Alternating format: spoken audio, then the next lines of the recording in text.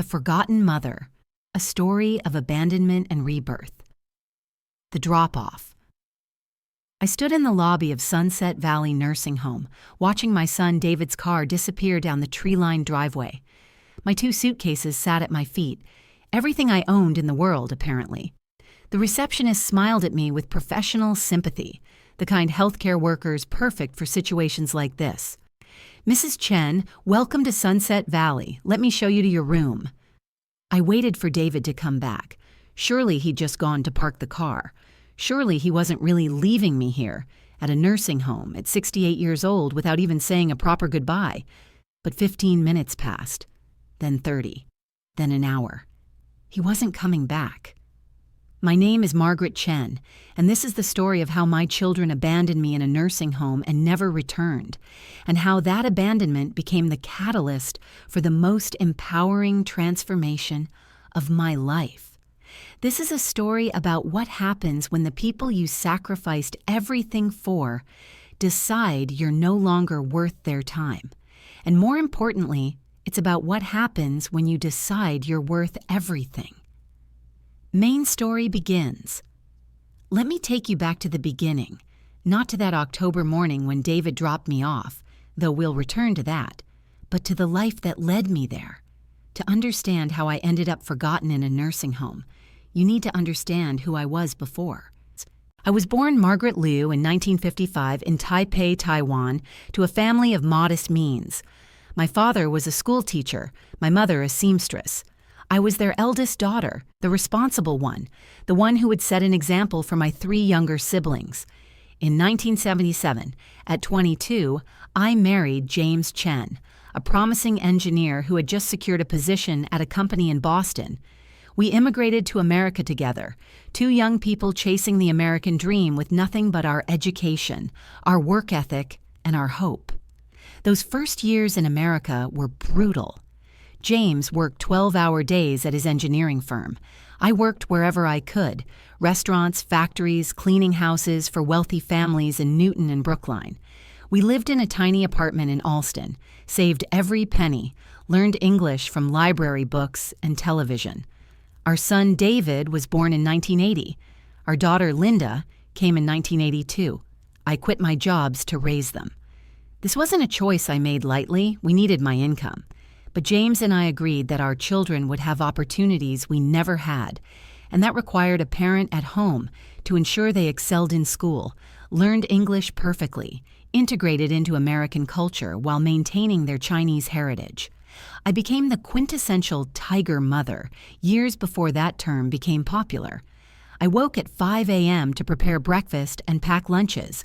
I helped with homework every evening, hired tutors when needed, drove to piano lessons and math enrichment and SAT prep courses.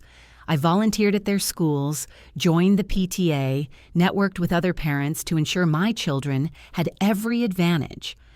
When David struggled with math in 4th grade, I found a tutor and sat with him every night for 2 hours until he not only caught up, but excelled. When Linda showed interest in violin, I found the best teacher we could afford and drove her to Boston Conservatory for lessons every Saturday for 8 years. I made every decision with their future in mind. We bought a house in Lexington specifically for the excellent public schools, even though it stretched our finances to the breaking point. I took a part-time job at a Chinese restaurant to pay for enrichment activities. James worked increasingly long hours, eventually becoming a manager, then a director. My children thrived. David got into MIT. Linda went to Harvard. We were so proud. We'd achieved the immigrant dream. Our children would have the opportunities and security we'd fought so hard to give them. But something changed when they went to college. The children who'd once been so close to us, who'd appreciated our sacrifices, started pulling away. They'd come home for holidays and criticize our English, our old-fashioned ideas, our inability to understand their American college experiences. "Mom, you're so embarrassing," Linda said once when I tried to speak to her roommate. "Your accent is so thick. Just let me handle my own relationships, okay?" "Dad, nobody does business that way anymore," David would say when James offered career advice. "Things are different now. You wouldn't understand." I told myself this was normal. American children were more independent than Chinese children. They'd appreciate us again once they were older, once they had children of their own. James died of a heart attack in 2010. He was 62, still working full-time, still providing for our family even though the children were grown and independent. The stress of decades of overwork had caught up with him. At his funeral, I watched David and Linda stand dry-eyed through the service, then rush back to their busy lives immediately after. David had recently married and was focused on his career at a tech startup. Linda was a corporate lawyer in New York, working 100-hour weeks. "Mom, you'll be okay, right?" David asked me after the funeral reception. "The house is paid off, Dad had life insurance. You should be fine financially." He wasn't asking if I'd be okay emotionally. He wasn't offering to help me navigate grief or loneliness. He was checking that I wouldn't be a financial burden. "I'll be fine," I said, because that's what mothers do. We say we're fine so our children don't have to worry about us. I lived alone in the Lexington house for 13 years after James died. I joined a Chinese community center, volunteered at the library, tried to build a life for myself. I called David and Linda regularly, weekly at first, then when they seemed annoyed by the frequency, bi-weekly, then monthly. They were so busy. David's tech startup had gone public. He was wealthy now, living in a mansion in Weston with his wife Jennifer and their 2 children I rarely saw. Linda had made partner at her law firm. She lived in a penthouse in Manhattan with her husband Richard, a hedge fund manager. They'd achieved everything James and I had dreamed for them. They had security, success, respect. They'd integrated fully into American upper-class life. And they no longer had time for their immigrant mother with her accented English and old-fashioned ways.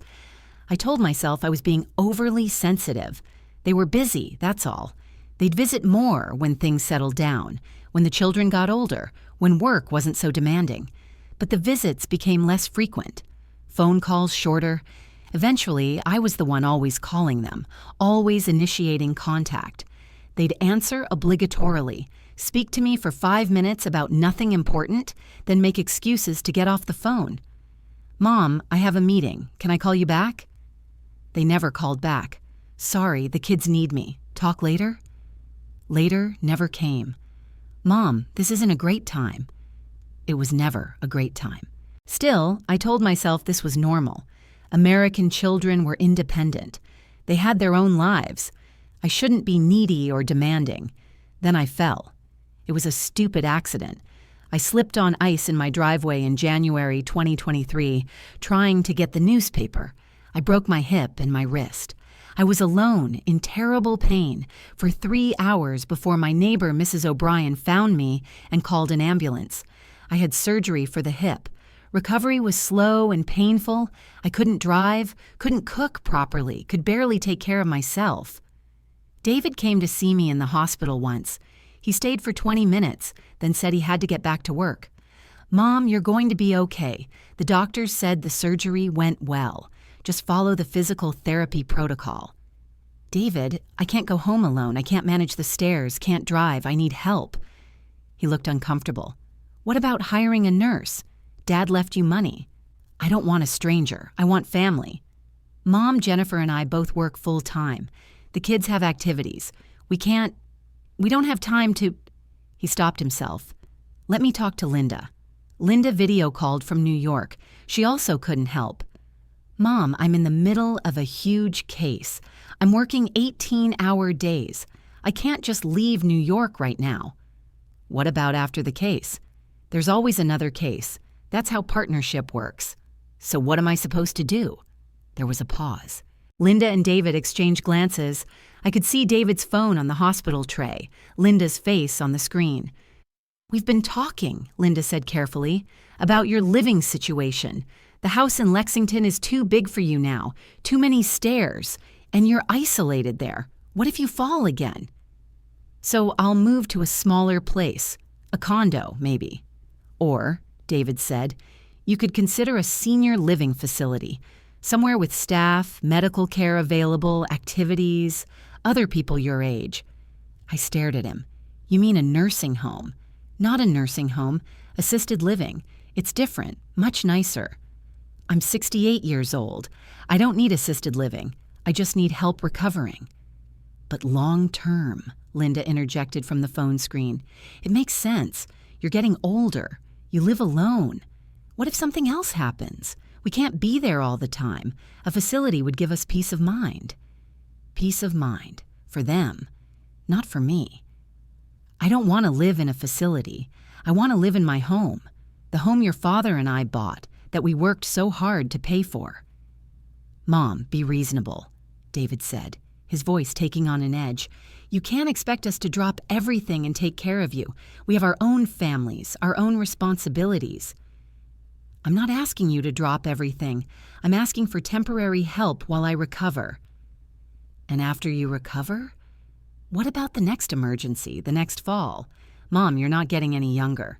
These things will keep happening. They'd already decided.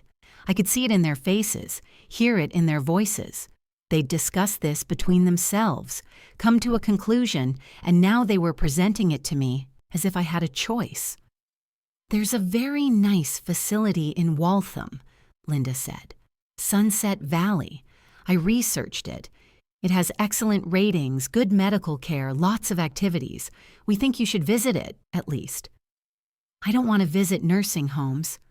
Just look at it, David urged. If you hate it, we'll figure out something else. That was a lie, but I didn't know it yet. The hospital released me a week later.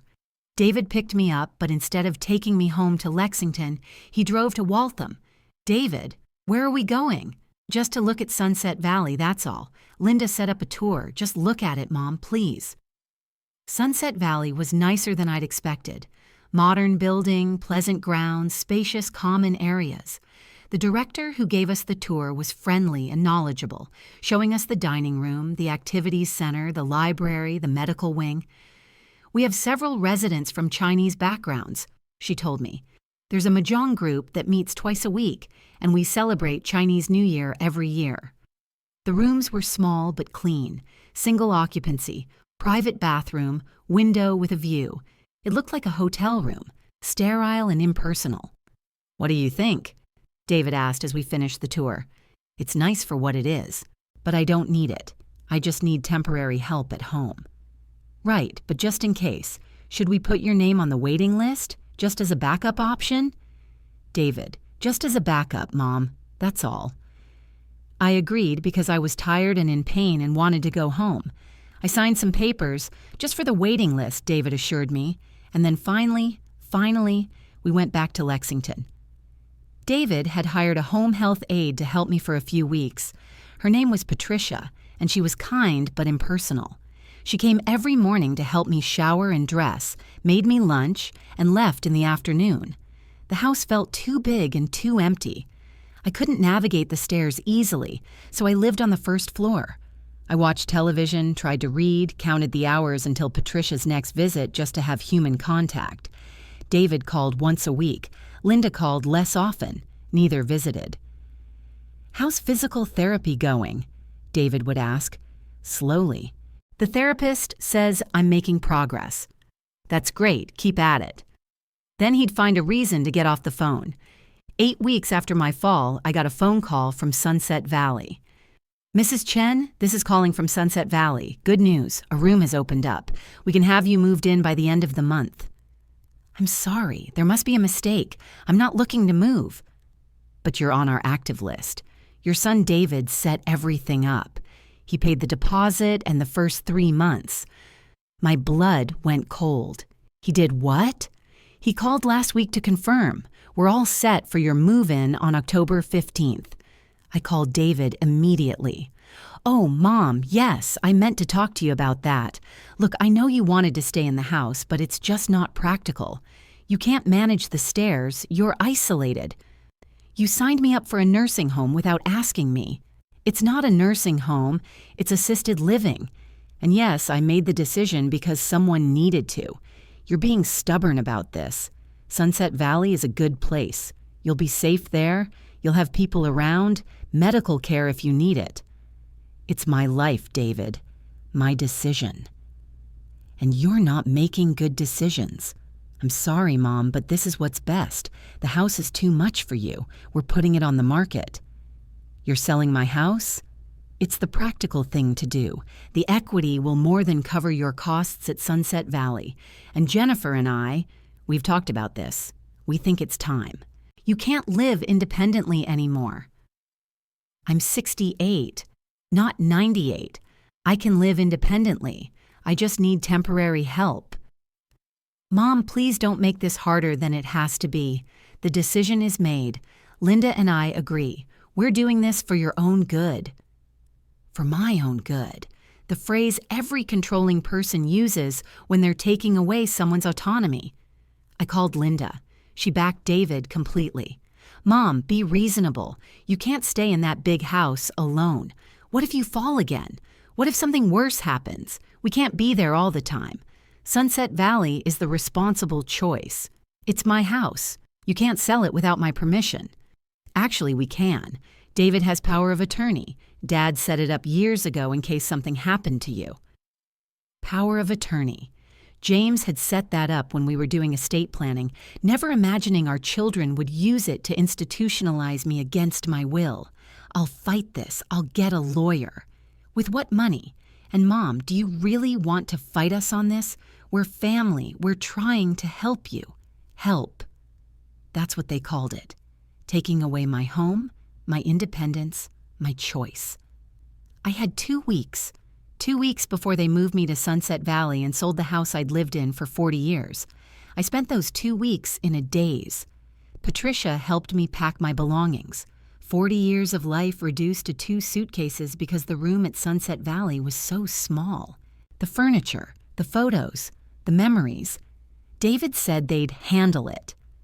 I never found out what that meant. I assume most of it went to donation centers or was thrown away. On October 15, 2023, David picked me up at 9 a.m. Ready, Mom? I wasn't ready. I'd never be ready. But what choice did I have? We drove to Waltham in silence. David tried to make small talk about his kids, about work, about anything except what was actually happening. I stared out the window and said nothing. At Sunset Valley, he helped me out of the car, grabbed my suitcases from the trunk. Let me walk you in, get you settled. But once we were in the lobby, once the receptionist confirmed my room assignment, David's phone buzzed. Oh, shoot, work emergency. Mom, I'm so sorry. I have to take this call. You'll be okay, right? The staff will help you get settled. I'll call you tonight to check in. He kissed my forehead quickly, the way you'd kiss a child you're late to drop off at school, and walked out. That's when I understood. This wasn't temporary help. This wasn't for my own good. This was abandonment. My children had decided I was inconvenient. I was a burden they didn't want to carry. So they'd filed me away in a nursing home where they wouldn't have to think about me anymore. And as I stood in that lobby watching David's car disappear, I felt something crack open inside me. Something that had been building for years but I'd never acknowledged. Rage. Not at my children, or not just at them. Rage at myself. For sacrificing everything and expecting gratitude. For making myself small and convenient and asking for nothing in return.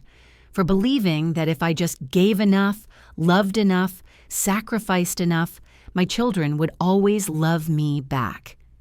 I'd spent 43 years as an immigrant mother, pouring everything into my children's success while erasing my own needs and dreams.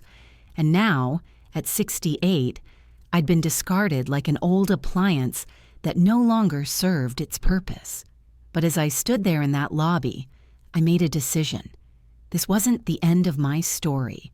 This was the beginning of a new chapter, one where I finally lived for myself.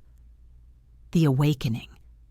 The staff at Sunset Valley were kind but impersonal, the way people are when they've seen hundreds of families abandon their elderly relatives and have learned not to get too emotionally involved. A young aide named Jessica showed me to my room, 217, second floor, east wing. Here we are, Mrs. Chen. Home sweet home. The forced cheerfulness made me want to scream. The room was exactly as I remembered from the tour. Small, sterile, institutional. A hospital bed that looked too big for the space. A single window overlooking the parking lot. A bathroom barely large enough to turn around in. This was supposed to be my home now. Jessica helped me unpack my 2 suitcases. I'd brought clothes, toiletries, a few photographs in frames. Everything else, 40 years of accumulated life, was gone. Sold, donated, thrown away. "Dinner's at 5:30 in the dining room," Jessica said. "Would you like me to show you where it is, or would you prefer a tray in your room tonight?" "I'll stay here." "Okay, I'll bring you a tray. And Mrs. Chen, I know this is a big adjustment, but you'll settle in. Everyone does eventually." Everyone does eventually, like I was a child starting at a new school who'd make friends at recess. After Jessica left, I sat on the edge of the hospital bed and looked around my new home. This tiny room was my entire world now. No more house to maintain, no more yard to tend, no more neighbors to chat with. Just this box and whatever activities the staff arranged to keep us inmates occupied. Because that's what we were, really, inmates. People warehoused here by families who didn't want to deal with us anymore. The rage I'd felt in the lobby was still there, but now it was joined by something else. Grief. Grief for the life I'd lost. Grief for the children I thought I'd raised. Children who would honor their parents, who would care for family, who would never abandon their mother in a nursing home without looking back. Those children didn't exist, or maybe they had once, and I'd lost them somewhere along the way. David didn't call that night like he'd promised, or the next night, or the night after that. A week passed, no calls, no visits. I called him twice. Both times it went to voicemail. "David, it's Mom. Just wanted to let you know I'm settled in. Call me when you can." He never called back. I called Linda. She answered after 5 rings. "Mom, hi, sorry, I've been slammed with work. How's Sunset Valley?" "It's fine." What else could I say? That I was desperately lonely? That I felt betrayed and abandoned? That my own children had discarded me like garbage? "That's great. Listen, I have a call in 2 minutes. Can we talk later?" "Of course." We didn't talk later. 2 weeks after they dropped me at Sunset Valley, I realized the terrible truth. They weren't coming back. This wasn't temporary. This wasn't a transition period. I'd been permanently filed away, out of sight and out of mind. That realization could have broken me. Should have broken me, probably. But instead, it ignited something I didn't know was still alive inside me. If my children had discarded me, if I no longer had to live for them, then who was I living for? For the first time in over 40 years, the answer was myself. I started by exploring Sunset Valley beyond my room. I forced myself to go to the dining room for meals, to walk through the common areas, to see who else was trapped here. What I found surprised me. Yes, there were residents who'd clearly given up. People who spent all day in wheelchairs staring at nothing, waiting to die. People whose families had abandoned them and who'd accepted that this was the end. But there were others. Active, engaged people in their 70s and 80s who'd embraced this phase of life. People who played cards and mahjong in the common room. People who took the van to shopping trips and museum visits. People who'd formed friendships and created community. One woman in particular caught my attention. Her name was Dorothy, and she was 83 years old with snow-white hair, bright blue eyes, and an energy that put me to shame. "You're new," she said one morning when I was sitting alone in the common room, trying to work up the courage to go to the library. "Margaret, right? I saw your name on the new resident board." "Yes, Margaret Chen. Dorothy Walsh. 60 years a resident of Massachusetts, 23 years a widow, and 3 months an inmate of this fine establishment." She grinned. "My kids stuck me here, too. Want to talk about it or pretend we're here by choice?" Her bluntness startled me. "Talk about it, I guess." "Good. Pretending is exhausting." She sat down across from me. "So, your story. Let me guess. You sacrificed everything for your ungrateful children, and when you became the slightest bit inconvenient, they warehoused you here and forgot about you. How did you? Because it's everyone's story here. Well, almost everyone. Some folks are actually here by choice because they didn't want to burden their families. But most of us, we're the discarded generation, the immigrant parents and working-class parents who gave everything to get our kids into better lives, and then got left behind when those kids didn't need us anymore. I felt tears prick my eyes. I don't understand. I gave them everything. A good education, opportunities, everything they needed to succeed, and they just threw me away. That's the thing about giving everything. You forget to keep something for yourself. And kids, especially successful American kids, they're taught to be independent, to prioritize their own nuclear families. The immigrant model of multi-generational support, that's old-fashioned, inconvenient. So what do? Dorothy's grin was fierce. We stop waiting for them to come back. We stop living for approval we're never going to get. We build lives here that are actually worth living, and we make damn sure they know we don't need them anymore. But how do you do that? How do you just move on? One day at a time. Come on, I'll introduce you to the gang. The gang turned out to be a group of women, all in their 70s and 80s, who met every morning in the corner of the dining room for coffee. There was Dorothy, Ruth, a retired teacher, Esther, a Holocaust survivor, Agnes, a former nurse, and Patricia, no relation to my home health aide, a retired librarian. They welcomed me into their circle with the easy acceptance of women who'd all been through similar experiences. Another one abandoned by her successful children, Dorothy announced. Margaret, meet the Discarded Mothers Club. That's not our official name, Ruth interjected. We're actually the Coffee Clatch. But Discarded Mothers Club is more accurate, Esther said in her faint German accent. My son hasn't visited in 6 months, too busy with his law practice. My daughter sends a card on my birthday, Agnes said. If she remembers. Last year it was 3 weeks late. At least you get cards, Patricia said. My children act like I died when I moved here. These women, I realized, understood.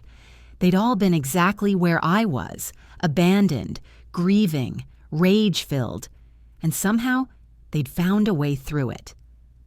Over the next few weeks, I became part of their group. We had coffee every morning, attended activities together, went on the occasional outing in the Sunset Valley van. They taught me the rhythms of this place, the unspoken rules, the ways to maintain dignity in an undignified situation. But more than that, they taught me that my life wasn't over just because my children had decided I was inconvenient. Ruth was taking creative writing classes online through the local community college. At 79, she'd just finished her first novel. Esther volunteered with a Holocaust education program, speaking to school groups via video call. Agnes was learning to paint. She'd never had time before, too busy raising 7 children. Patricia ran a book club in the Sunset Valley Library. And Dorothy? Dorothy had started a YouTube channel called Life After Abandonment, where she talked about the reality of being elderly in America, discarded by family and choosing to thrive anyway.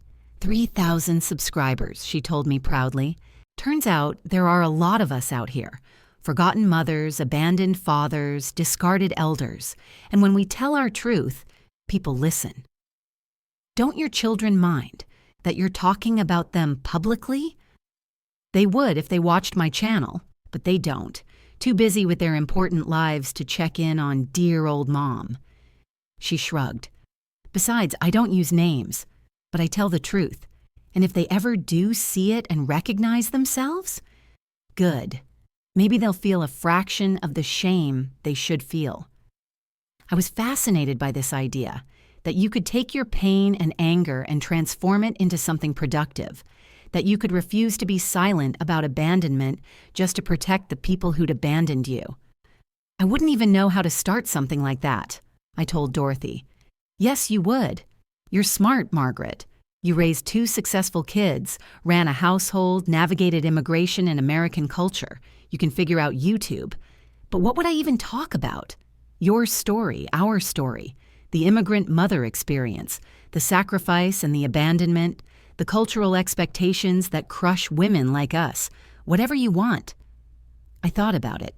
For the first time in months, I felt a spark of interest in something beyond just surviving day to day. "Would you help me?" I asked. "Absolutely. Welcome to the revolution, Margaret Chen."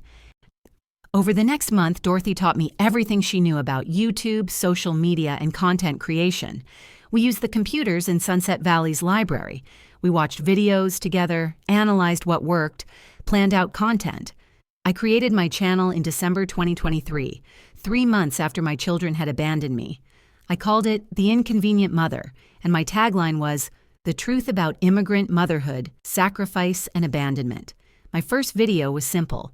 Just me sitting in front of my laptop's camera, talking about my story, about coming to America with nothing, about sacrificing everything for my children's success, about being discarded when I became inconvenient.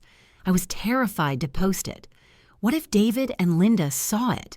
What if people thought I was a terrible mother, that I deserved abandonment? What if I embarrassed myself? But Dorothy convinced me. "You're anonymous here. Your kids aren't looking for you online. And even if they found it, so what? You're telling the truth. Let them be uncomfortable with that." I posted the video on December 15, 2023. Within 24 hours, it had 200 views. Within a week, it had over 5,000. The comments were overwhelming. "This is my mother's story exactly." I'm crying. My parents sacrificed everything, and I've been too busy to even call. Thank you for telling this truth. Immigrant parents deserve so much better. I'm Chinese American, and this breaks my heart.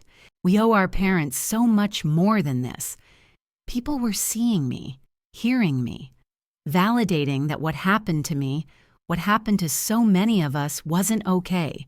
I made more videos about the immigrant mother experience, about cultural expectations versus American individualism, about what it means to sacrifice everything and receive nothing in return, about rebuilding identity after your children no longer need you.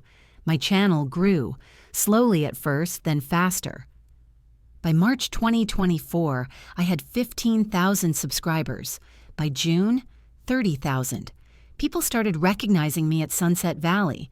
"You're the YouTube lady," they'd say. "The Inconvenient Mother. I love your videos."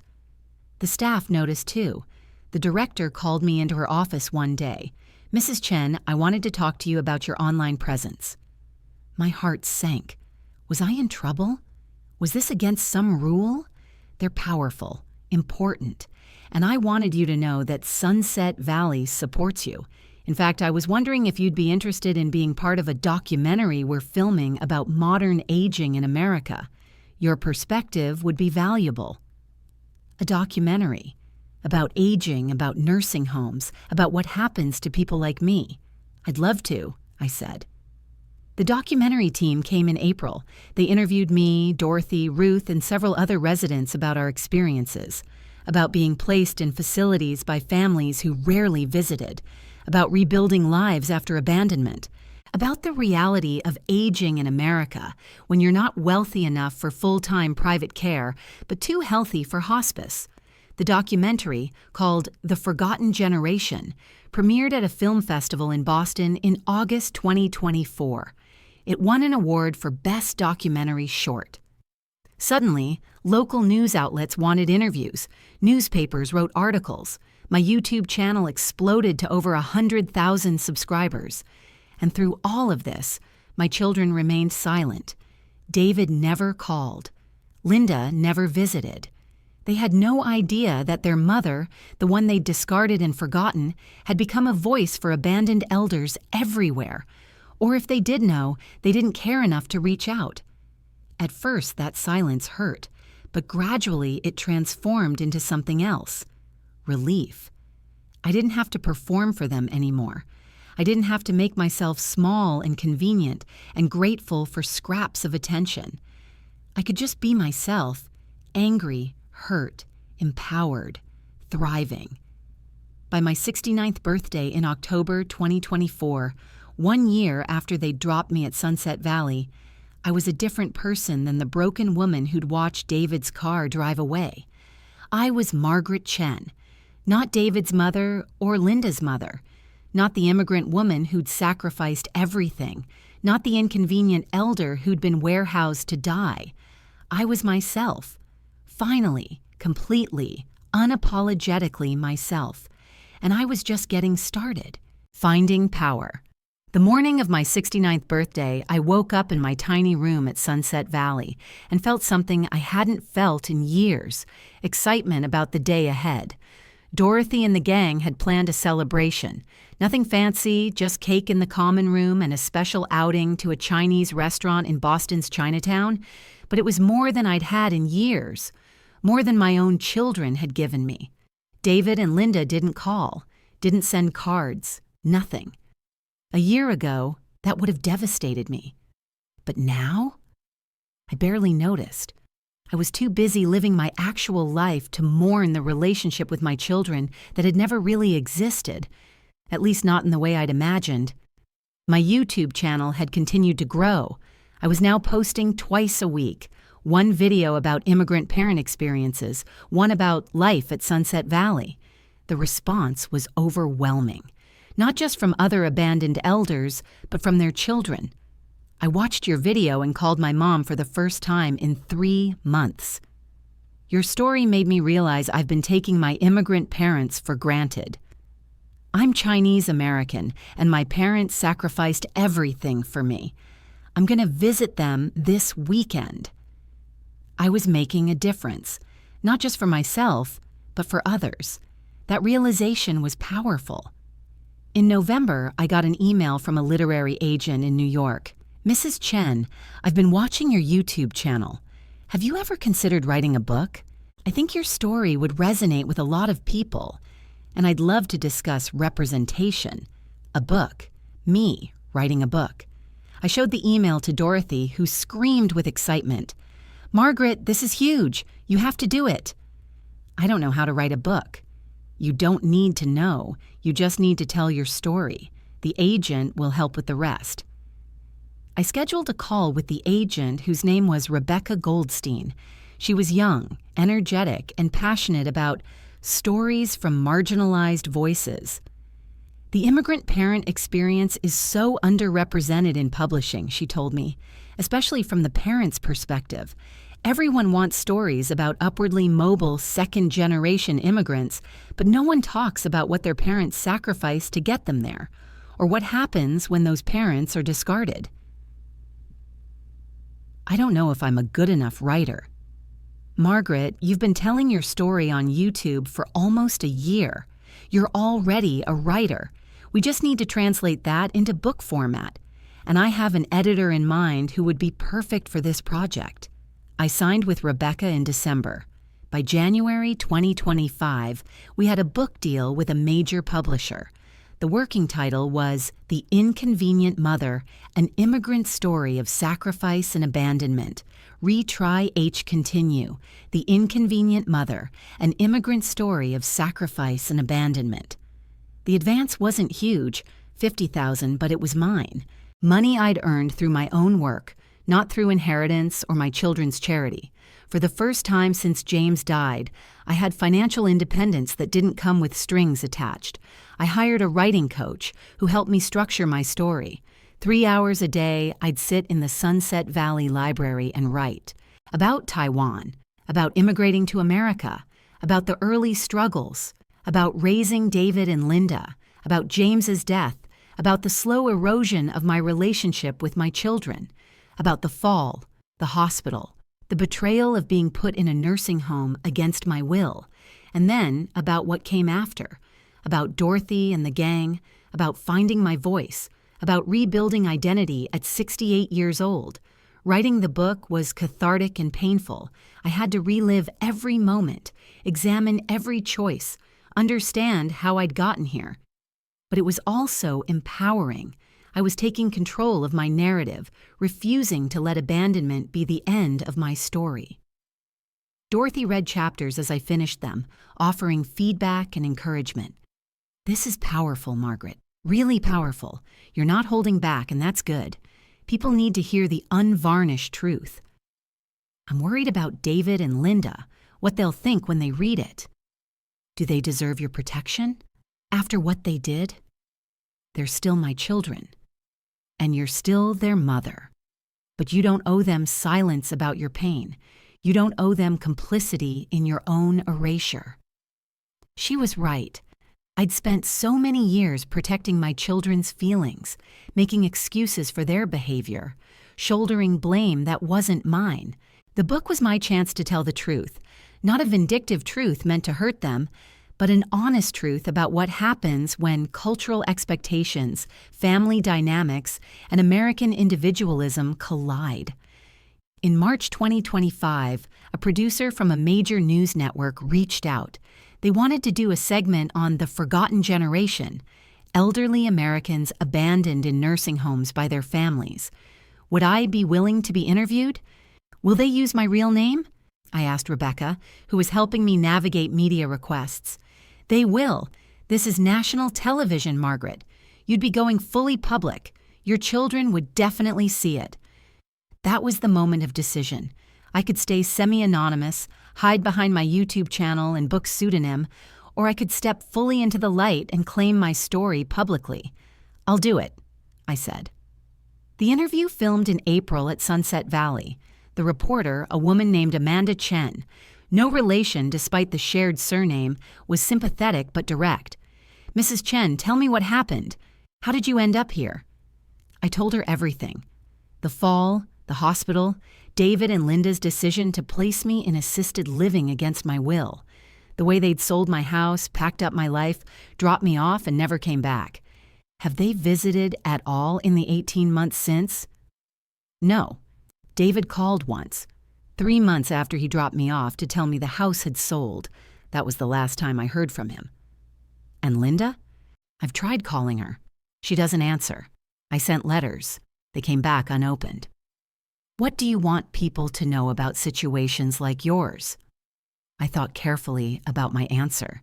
This would be broadcast to millions of people. This would be my chance to speak truth to the children who abandon their parents and to the parents who suffer in silence. I want people to know that this is happening everywhere. To immigrant parents who sacrificed everything for their children's success, to working-class parents who work themselves to exhaustion, to elderly people who are discarded because they're inconvenient. And I want the children doing this to understand the pain they're causing, the betrayal, the message that your parents' lives and dignity don't matter once they're no longer useful to you. Are you angry at your children? I was. Now I'm just disappointed and sad that they'll never know me as I actually am. They knew me as the sacrificing mother who existed only to serve them. They don't know Margaret Chen, the woman I've become, and that's their loss. The segment aired in May 2025. It was watched by over 3 million people. My YouTube channel gained 50,000 subscribers in 1 week. My book pre-orders skyrocketed, and my children still silent. 3 days after the segment aired, Sunset Valley's front desk called my room. Mrs. Chen, there are reporters outside asking to interview you, several of them. How would you like us to handle this? Dorothy and I went downstairs to find a small crowd of local reporters, all wanting my reaction to the national news segment, all wanting to dig deeper into my story. I gave interviews standing in the Sunset Valley lobby. I told my truth over and over, and with each telling I felt more empowered, more certain that speaking out was the right choice. One reporter asked, "Do you think your children will respond to any of this media attention?" I don't know, and honestly, at this point, I'm not sure I care. If they reach out now, it won't be because they miss me or care about me. It'll be because I've become a public relations problem for them. That quote went viral. It was shared tens of thousands of times on social media. People praised my honesty. Some criticized me. She's clearly a bitter old woman. No wonder her kids don't visit. This is attention-seeking behavior. But overwhelmingly, the response was supportive. Thousands of people shared their own stories of elderly parents abandoned by successful children, of immigrant parents discarded after their usefulness expired, of the epidemic of loneliness among America's elderly population. My book was scheduled to release in September 2025. My publisher moved it up to July to capitalize on the media attention. They arranged a book tour, 12 cities including Boston, New York, San Francisco, and Los Angeles. A book tour? I was stunned. I'm 69 years old. I live in a nursing home. You're also a media sensation, Rebecca said. People want to hear from you. Trust me, this tour will be huge. She was right. Every event sold out within hours. Hundreds of people came to hear me speak, to buy my book, to tell me their own stories of family abandonment or immigrant parent sacrifice. In Boston, the line wrapped around the block. I signed books for 3 hours, listened to story after story of family pain and resilience. In New York, Linda's city, I wondered if she'd show up, if she'd confront me or apologize, or just want to see her mother after 2 years of silence. She didn't come, but hundreds of other people did, including several Chinese-American women my daughter's age, who told me, with tears in their eyes, "I called my mother after reading about you. Thank you for reminding me what she sacrificed." In San Francisco, I was interviewed on a major podcast with over 1 million listeners. The host asked, "What would you say to other elderly people who've been abandoned by their families?" I'd say, "Your life is not over. You are not just someone's mother or father. You are a full person with value beyond your relationships. And if your children have decided you're inconvenient, that's their failure, not yours. Build a life anyway. Find community. Tell your truth. Don't die silent and forgotten just to protect people who weren't willing to protect you." That clip from the podcast was played on national news programs. I was becoming something I never expected, a spokesperson for abandoned elders, for immigrant parents, for women who'd erased themselves in service of family and were now reclaiming their identities. By August 2025, The Inconvenient Mother had been on the New York Times bestseller list for 6 weeks. I'd been interviewed by every major news outlet. My YouTube channel had over 500,000 subscribers.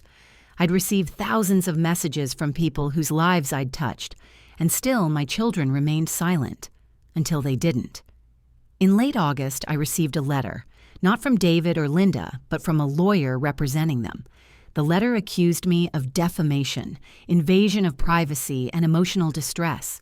It demanded that I cease making public statements about my children, remove videos mentioning them, and issue a public apology for false and damaging claims. I read the letter 3 times, my hands shaking with anger. They hadn't visited, hadn't called, hadn't sent birthday cards or holiday greetings. But now that I'd found my voice, now that I was telling the truth publicly, they were threatening to sue me. I called Rebecca immediately. "They can't win this," she assured me. "You haven't used their names. You've told the truth about your experience. That's not defamation. But we should get you a lawyer just to be safe." The lawyer Rebecca recommended was a woman named Patricia Lee, a first-generation Chinese-American who specialized in family law and elder rights. "Mrs. Chen, I've read your book, watched your videos. Your children have no case. You're protected by the First Amendment. You're telling your truth about your own life. They can't silence you. But they're trying." "Yes, because your story is inconvenient for them. They look bad. Their friends and colleagues probably saw the news coverage. This is about reputation management, not actual legal harm." "So what do we do?" Patricia smiled. It wasn't a nice smile. "We respond. We make it very clear that you won't be silenced, and we let them know that if they proceed with this frivolous lawsuit, we'll countersue for emotional distress and abandonment." Can we do that? Probably not successfully, but the threat might make them think twice. Do your children have money to waste on a legal battle they can't win? David's tech startup had made him wealthy. Linda was a partner at a major law firm. Yes, they had money, but they also had reputations to protect. We drafted a response to their cease and desist letter. It was polite but firm. I would not stop telling my story. I would not apologize for truth. And if they proceeded with legal action, we would vigorously defend my First Amendment rights and explore our own legal options. We never heard back from their lawyer. Instead, 2 weeks later, I received a text message from David. David, Mom, this has gotten out of hand. Can we please talk? I stared at my phone for a long time. 2 years. 2 years of silence. And now he wanted to talk because I'd become a public relations problem. I showed Dorothy the text. What are you going to do? She asked. I don't know. Part of me wants to ignore it. He doesn't deserve a response. But another part of you is still his mother. Yes. Then respond, but on your terms, not his. I texted back, Margaret, David, I'm willing to talk, but not just you and me privately. If you want a relationship with me going forward, it has to be genuine. That means acknowledging what you did, understanding why it hurt, and committing to doing better. Are you prepared for that? His response came 3 hours later. David, can I come visit this weekend? Margaret, yes. Saturday afternoon, 2 p.m. I'll be in the common room at Sunset Valley. David, can we talk privately? In your room? Margaret, no, common room. I want witnesses to whatever conversation we have. There was a long pause before his next text. David, okay, I'll see you Saturday. I told Dorothy and the gang about the upcoming visit. They were skeptical, but supportive. Be careful, Ruth warned. Men like that, they're good at manipulation, at making you feel like you're the unreasonable one. I've spent 2 years finding my voice, I said. I'm not going to lose it now. The confrontation Saturday afternoon, I sat in the Sunset Valley common room with Dorothy beside me. She'd insisted on being there for moral support and to make sure he doesn't try to gaslight you. At 2:05 p.m., David walked in. I hadn't seen my son in person in 2 years. He looked older, graying at the temples, lines around his eyes. He was wearing expensive casual clothes, the kind that cost more than most people's weekly grocery budget. He saw me and stopped. For a moment, I saw something flicker across his face. Guilt? Regret? But it was quickly replaced by something harder. Mom, hi. He approached cautiously, like I might explode. You look good. Thank you. Dorothy, this is my son David. David, this is Dorothy Walsh, my friend. David nodded at Dorothy, clearly uncomfortable with her presence. I was hoping we could talk privately. Whatever you need to say, you can say in front of Dorothy. He sat down across from us, perched on the edge of the chair like he was ready to flee at any moment. So, he said, your book, and the interviews, and YouTube? Yes. Mom, you've made our lives very difficult. Not, I'm sorry for abandoning you. Not, I should have visited. Just, you've made our lives difficult. That must be hard for you, I said, keeping my voice neutral. People we know have seen the news coverage, colleagues, friends, Jennifer's parents. They've been asking questions. It's embarrassing. Embarrassing. Yes, having everyone know our private family business. Having people think we're terrible people who abandon their mother. You did abandon me, David. We didn't abandon you. We found you a safe place to live with medical care and support. Against my will, without consulting me. And then you never visited, never called, sold my house and took away my choice. You weren't being reasonable. You couldn't live alone after the fall. Someone had to make a decision. I'm your mother, not a child. I deserve to be part of that decision. He ran his hands through his hair, frustrated. Look, I know we could have handled things better. But Mom, you have to understand. Jennifer and I both work full-time. The kids have activities. We couldn't just drop everything to take care of you. I never asked you to drop everything. I asked for help while I recovered. Temporary help. And then what? Wait for the next emergency? You're getting older. This was going to happen eventually anyway. So you decided to just put me away, store me somewhere convenient where you didn't have to think about me? That's not fair, isn't it? David, when was the last time you visited before today? Called? Sent a card? You dropped me here 2 years ago and forgot I existed. He looked away. I've been busy. Too busy for your own mother? Too busy to listen to you guilt trip me about not visiting enough. Yes, that's all you did when Dad was alive. Complain that we didn't call enough, visit enough, appreciate you enough. You were exhausting, Mom. Always needing something, always making us feel like we weren't doing enough. The words hit like a physical blow. This was how he saw me, as exhausting, needy, a burden. Dorothy spoke up. Mr. Chen, your mother worked multiple jobs to put you through school. She sacrificed her own career, her own dreams, to ensure you had every opportunity. And you think she's exhausting because she wanted acknowledgement of that sacrifice. David turned to her, irritated. With all due respect, this is between me and my mother. With all due respect, Dorothy shot back. Your mother asked me to be here. She doesn't trust you alone. I wonder why. David's jaw tightened. He turned back to me. Mom, I came here to ask you to stop. Stop the videos, stop the interviews, stop the book tour. You're entitled to your feelings, but you don't need to air our family drama publicly. Why not? You want me to be silent about being abandoned to protect your reputation. I want you to have some dignity, some privacy. This public spectacle, it's beneath you. What's beneath me is being forgotten in a nursing home by the children I devoted my life to. What's beneath me is my son showing up after 2 years, not to apologize, but to ask me to shut up because I'm embarrassing him. I'm not asking you to shut up.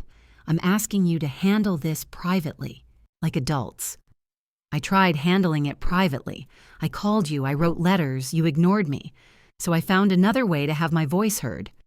By making us look like monsters. I told my truth.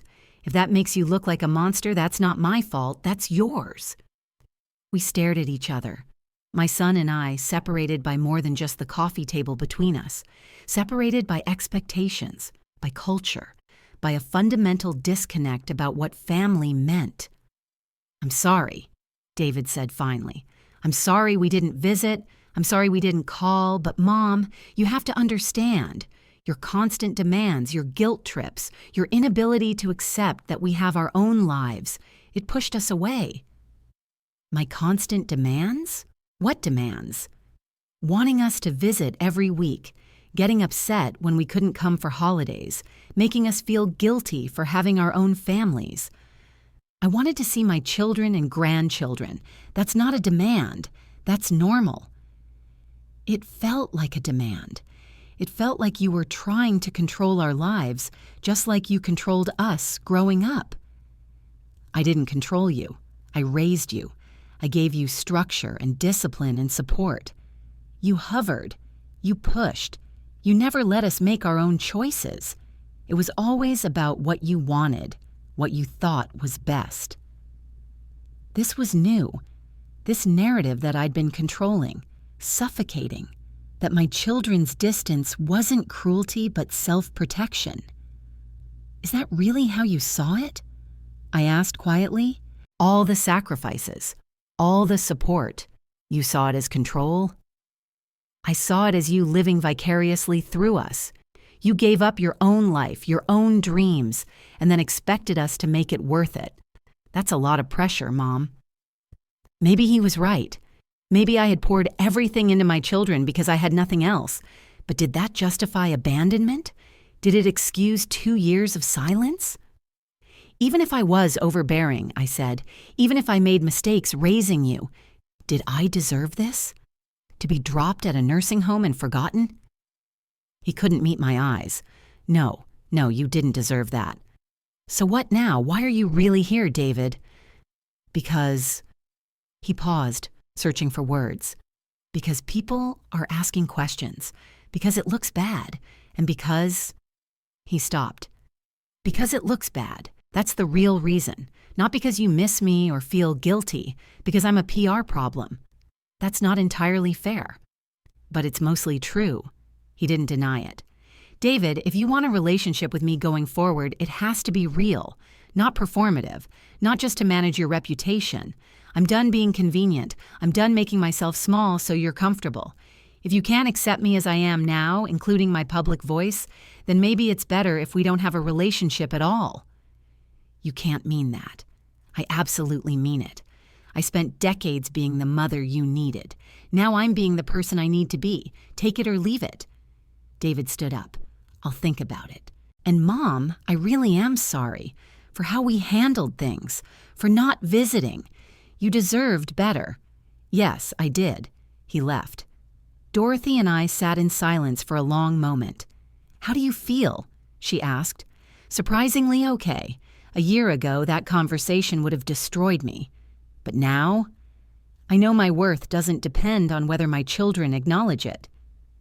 "You've come a long way, Margaret Chen." "We both have."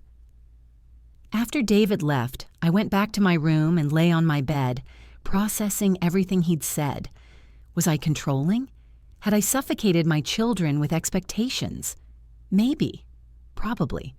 But immigrant parents and American children often spoke different languages when it came to family. What I saw as love and dedication, they saw as pressure and control. What they saw as independence and boundaries, I saw as rejection and abandonment. Neither of us was entirely wrong, but neither of us had tried to understand the other's perspective until it was too late. I couldn't change the past, couldn't undo 40 years of parenting mistakes, but I could choose how to move forward. I picked up my phone and texted David, "Margaret, thank you for coming today and for apologizing. I appreciate your honesty about how you experience my parenting. I'm sorry for the ways I hurt you, even unintentionally, but I can't apologize for finding my voice and telling my story. If you want a relationship with me going forward, it has to include accepting that I'm no longer just your mother.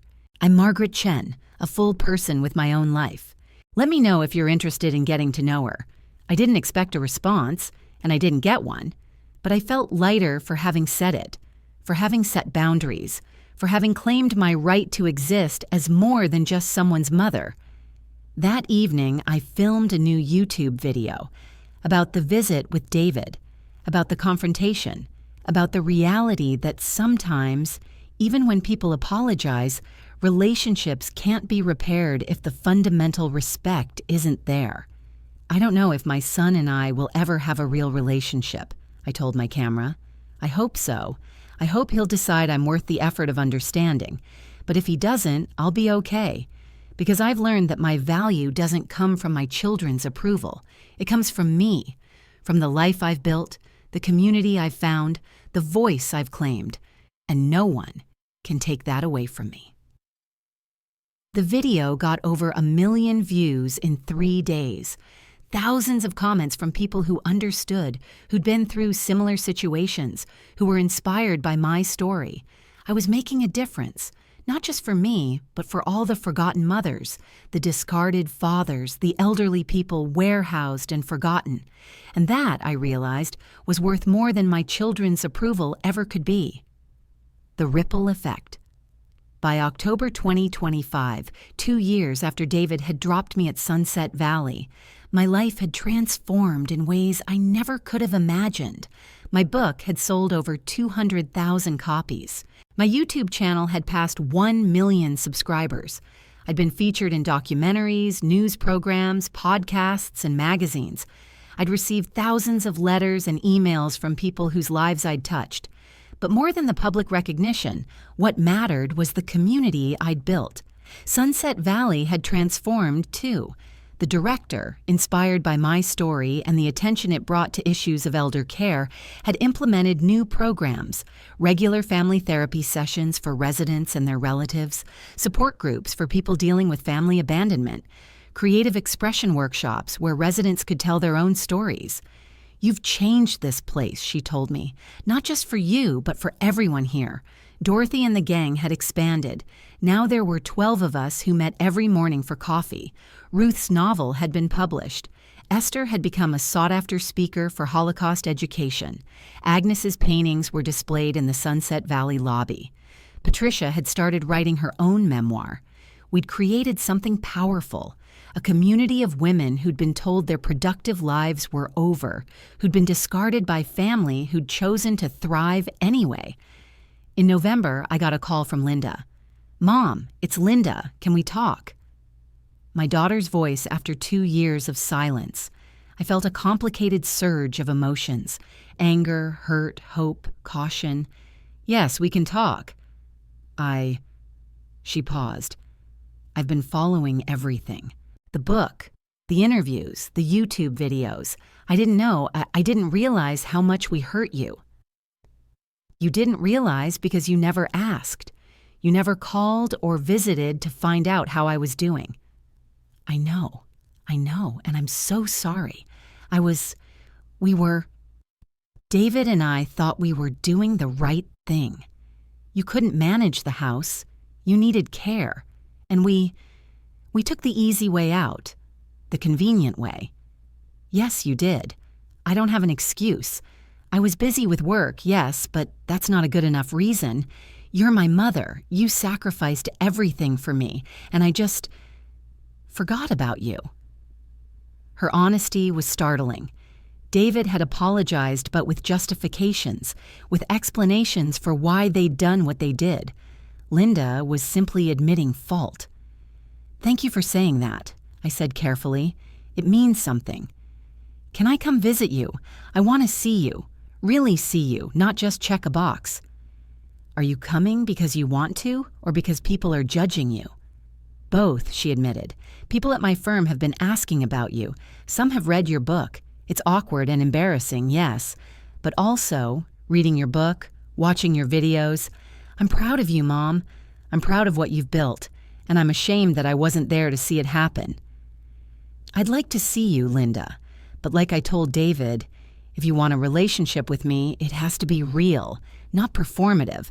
I'm not going to make myself small and convenient anymore." "I understand. Can I come next weekend?" "Yes. Saturday afternoon." Linda came the following Saturday, and unlike David, she came alone. She pulled up in her expensive car, walked into Sunset Valley carrying a bouquet of flowers, and actually looked nervous. I met her in the lobby. She hugged me tightly, and I felt her crying against my shoulder. "I'm so sorry, Mom. I'm so sorry." We went to my room. I was comfortable being alone with Linda in a way I hadn't been with David, and talked for 3 hours.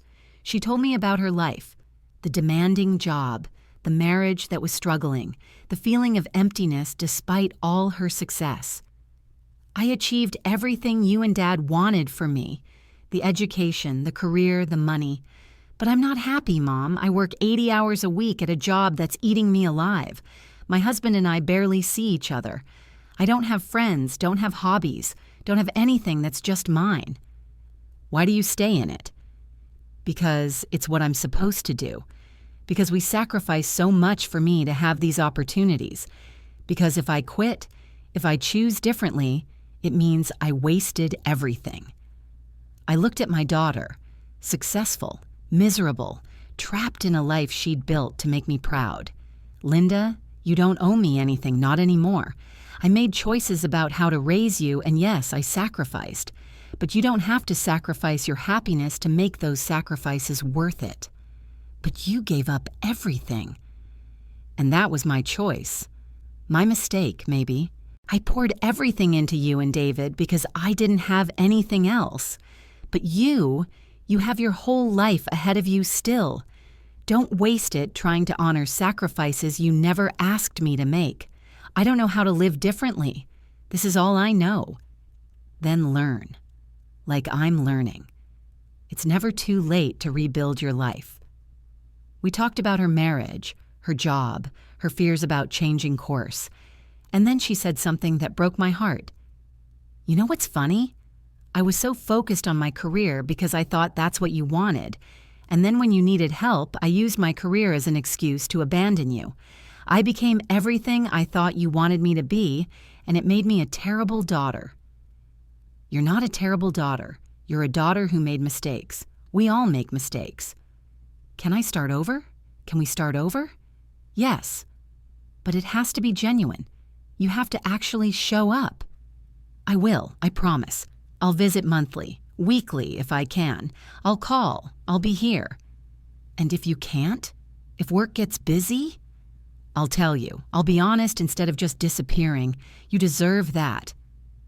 After Linda left, with promises to return the following weekend, I felt something I hadn't felt in years: hope. Maybe my relationship with my children wasn't completely destroyed.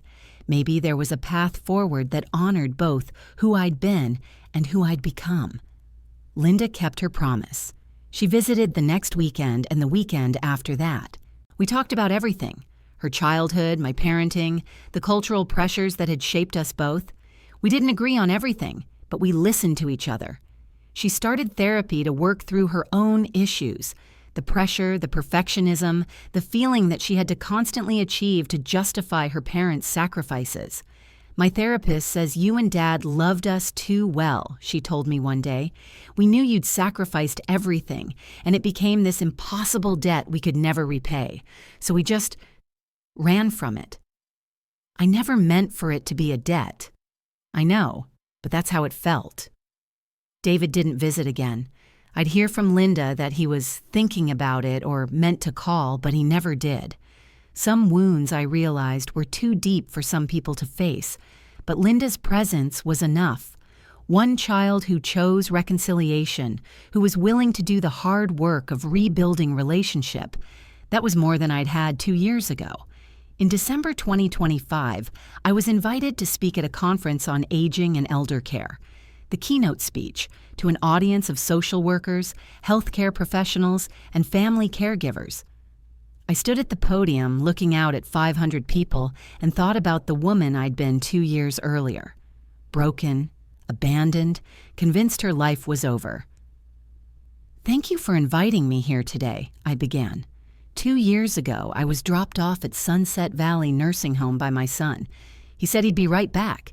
He never came back. For 6 months, I heard nothing from either of my children. No calls, no visits, nothing. I'd been erased from their lives. The audience was completely silent. I spent those first months grieving the children I thought I'd raised, grieving the relationship I thought we had, grieving my identity as a mother, because without my children, who was I? I paused, letting that question hang. But then something happened. I met other women who'd been through the same thing, and I realized I had a choice. I could wait to die in that nursing home, or I could build a new life. I chose life. I told them about my YouTube channel, my book, the community I'd built, about finding purpose beyond motherhood, identity beyond sacrifice. The epidemic of elder abandonment in America is real. Millions of elderly parents are warehoused in facilities by families too busy or too uncomfortable to care for them. We tell ourselves it's for their own good, that we're ensuring they're safe and cared for, but often we're just removing an inconvenience from our lives. And to the elderly people who've been abandoned, I want you to know your life isn't over. You are not just someone's mother or father. You are a full person with value, with purpose, with stories to tell. Don't die silent. Don't accept being forgotten. Build community. Find your voice. Live. The standing ovation lasted 5 minutes. Afterward, people lined up to talk to me. Healthcare workers thanking me for giving voice to what they saw every day. Adult children confessing their guilt about how they'd treated their aging parents. Elderly people sharing their own stories of abandonment and resilience. One woman, maybe 40, told me through tears, "My mother is in a facility like yours. I haven't visited in 6 months. After hearing you speak, I'm going there today. Thank you for reminding me that she's still a person, not just a problem to be managed. This was my purpose now, not to shame people, but to wake them up, to remind adult children that their parents are human beings who deserve dignity, respect, and relationship, not just safety and shelter." Full circle. In February 2026, Sunset Valley received an unusual request. A delegation from Taiwan wanted to visit, officials studying elder care models looking for solutions to their own aging population crisis. "They specifically asked to meet you," the director told me. "They've read about your story. They want to understand how someone from Taiwan adapted to the American system and then challenged it." I hadn't been to Taiwan since I'd immigrated nearly 50 years earlier. My parents were long dead. My siblings had lost touch years ago. Taiwan was a memory, not a home. But speaking to these officials about my experience felt important. They arrived in March, 6 people, including a government minister, academic researchers, and social workers. We met in Sunset Valley's conference room, Dorothy and some of the gang joining me for support. The minister, a woman named Dr. Huang, spoke first in Mandarin, my first language, the one I'd slowly lost over decades in America. Mrs. Chen, thank you for meeting with us. Your story has resonated deeply in Taiwan. Many families there face the same tensions. Elderly parents who sacrificed everything, adult children pulled between tradition and modern life. We're trying to understand how to support both generations. We spent 3 hours talking about the immigrant experience, about cultural expectations, about the gap between what parents sacrifice and what children owe, about the American model of nuclear family independence versus traditional multi-generational support systems. The problem, I said, is that we raised our children to be American, independent, self-sufficient, prioritizing their own nuclear families, and then we were hurt when they acted American instead of Chinese. We can't have it both ways. Dr. Huang nodded. This is the central tension. How do we honor tradition while embracing modernity? I don't know if there's one answer, but I think we need to talk honestly about expectations. Parents need to articulate what they need without guilt-tripping. Children need to honor their parents without sacrificing themselves. Both sides need to communicate instead of assuming the other knows what they want. After the meeting, Dr. Huang pulled me aside. Mrs. Chen, would you consider coming to Taiwan? We're planning a national conference on aging and family support. Your perspective would be invaluable. I haven't been back since I left. Almost 50 years. Maybe it's time to return. Not as the young immigrant who left, but as the woman you've become. I thought about it. Taiwan, the country I'd left chasing the American dream. What would it be like to return? Not as a failure who'd been abandoned by her American children, but as a successful woman who'd rebuilt her life. I'll think about it, I said. That evening, I called Linda to tell her about the visit and the invitation. Taiwan? Mom, that's amazing. You should go retry Taiwan? Mom, that's amazing. You should go. I don't know. It's been so long, and I don't know if I could handle going alone. There was a pause. What if I came with you? What? What if I came with you to Taiwan? I have vacation time saved up, and I've never been. I'd love to see where you came from, understand that part of your story. Linda, you don't have to. I want to. Please, Mom. Let me do this with you. We planned the trip for May 2026. 3 weeks in Taiwan, 1 week for the conference, 2 weeks to explore, to visit the places of my childhood, to introduce Linda to her heritage. I was terrified and excited in equal measure. Terrified of confronting the past, of seeing how much Taiwan had changed without me. Excited to reclaim part of my identity I'd buried when I became Margaret Chen, American immigrant mother. Before we left, I filmed a special YouTube video explaining where I was going and why. I left Taiwan in 1977 as a young bride chasing the American dream. I'm returning almost 50 years later as a completely different person. Not better or worse, just different. I don't know what I'll find there.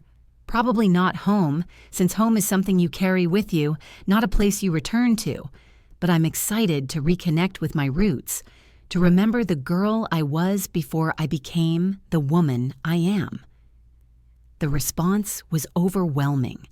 Thousands of comments from immigrants around the world sharing their own stories of leaving and returning, of identity and belonging, of the complexity of home.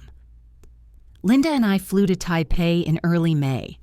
As the plane descended and I saw the city below, so much bigger and more modern than the Taipei I'd left, I felt tears streaming down my face. "You okay, Mom?" Linda asked, taking my hand. "I don't know. Ask me when we land." The conference was held at a major university in Taipei. I gave the keynote speech in Mandarin, my first time speaking my native language publicly in decades. It felt strange and wonderful, words flowing that I'd thought I'd forgotten. I told my story about leaving Taiwan, about the sacrifices, about being abandoned, about rebuilding. But I also talked about the specific challenges for immigrant parents, the cultural dislocation, the language barriers, the feeling of existing between two worlds and belonging fully to neither. I raised American children, I said. I wanted them to integrate, to succeed in America, and they did. But in becoming American, they lost the Chinese understanding of filial piety, of family obligation. And I spent so many years being angry at them for not being Chinese enough, when I was the one who raised them to be American. So what's the answer? How do we preserve tradition while allowing our children to thrive in new cultures? I paused, thinking. I don't know if there is one answer, but I think we start by being honest about the tensions, by acknowledging that sacrifice doesn't create obligation, by teaching our children about our culture without demanding they live within its constraints, and most importantly, by building our own identities separate from our roles as parents, so we're not completely lost when our children build their own lives. The applause was thunderous.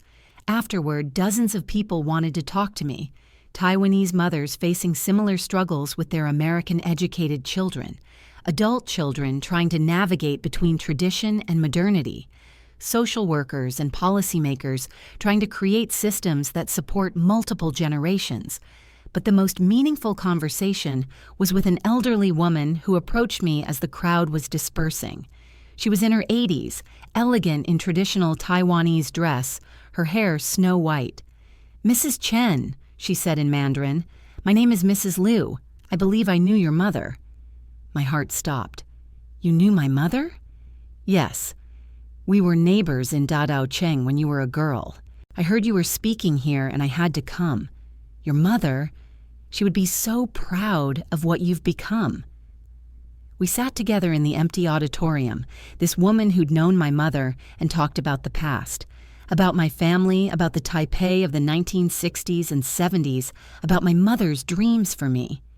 "She wanted you to have opportunities she never had," Mrs. Liu said. "She knew sending you to America meant losing you, but she thought it was worth it for the life you'd have." Did she ever regret it after I left?" "She missed you terribly, but she never regretted it.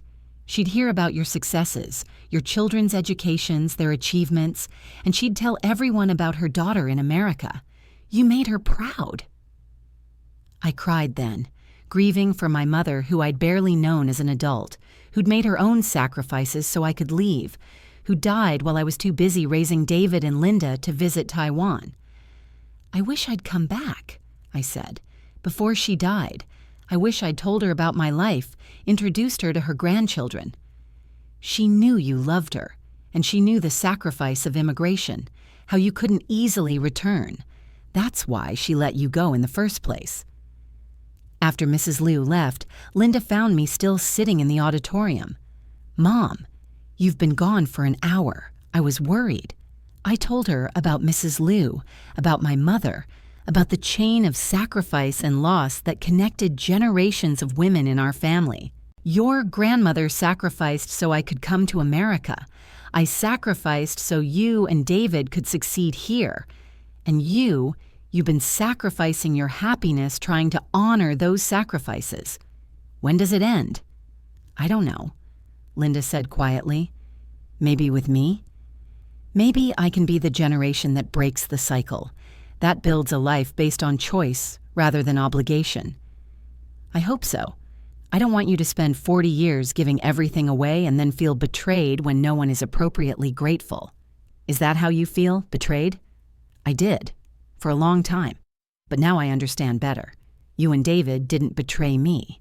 You just lived the lives I raised you to live. Independent, self-sufficient American lives. I was the one with unrealistic expectations about what family would look like. But we still should have been there for you. When you fell, when you needed help, we failed you, Mom. We can't pretend we didn't. No, you can't. But I also can't keep living in that failure. At some point, I had to choose between being right and being free. I chose freedom. We spent the next 2 weeks exploring Taiwan together. I showed Linda the neighborhood where I'd grown up, almost unrecognizable now, modern buildings where traditional houses once stood. We visited my parents' graves, Linda meeting her grandparents for the first time through stories and photographs. We went to temples, night markets, museums. We ate street food in fancy restaurants. We walked through parks and along the coast, and we talked, really talked about everything. About my childhood, about immigrating, about the early years of struggle in America, about Linda's childhood, her memories of those years, how she'd experienced things versus how I'd intended them. I didn't know Dad worked as many hours as he did, she said one evening as we walked through a night market. I remember him always being gone, but I thought he was just busy, not that he was working himself to death. He wanted to provide. That was his way of showing love. And you? What was your way? Control, apparently. Making sure you had every advantage, every opportunity, not realizing that you needed space to breathe, room to make your own choices. I don't think you were as controlling as David says you were. I think you were just involved, present. My friend's parents weren't like that. They were hands-off, uninvolved. You showed up for everything. That meant something. But it also meant I didn't know who I was separate from being your mother. When you both left for college, I was lost. And when Dad died, I had nothing. No career, no identity, no purpose except waiting for you to visit or call. That must have been lonely. It was, but I told myself it was normal, that American children were independent, that I should be proud you didn't need me anymore. We did need you. We just didn't know how to say it. David and I, we were so focused on proving we could be successful Americans that we rejected anything that felt too Chinese, too immigrant, including you and Dad. Do you regret that? Every day, especially now seeing Taiwan, understanding where you came from. I rejected half my heritage because I wanted to fit in, and in the process, I rejected you. On our last day in Taiwan, we visited the coast where I'd gone as a child.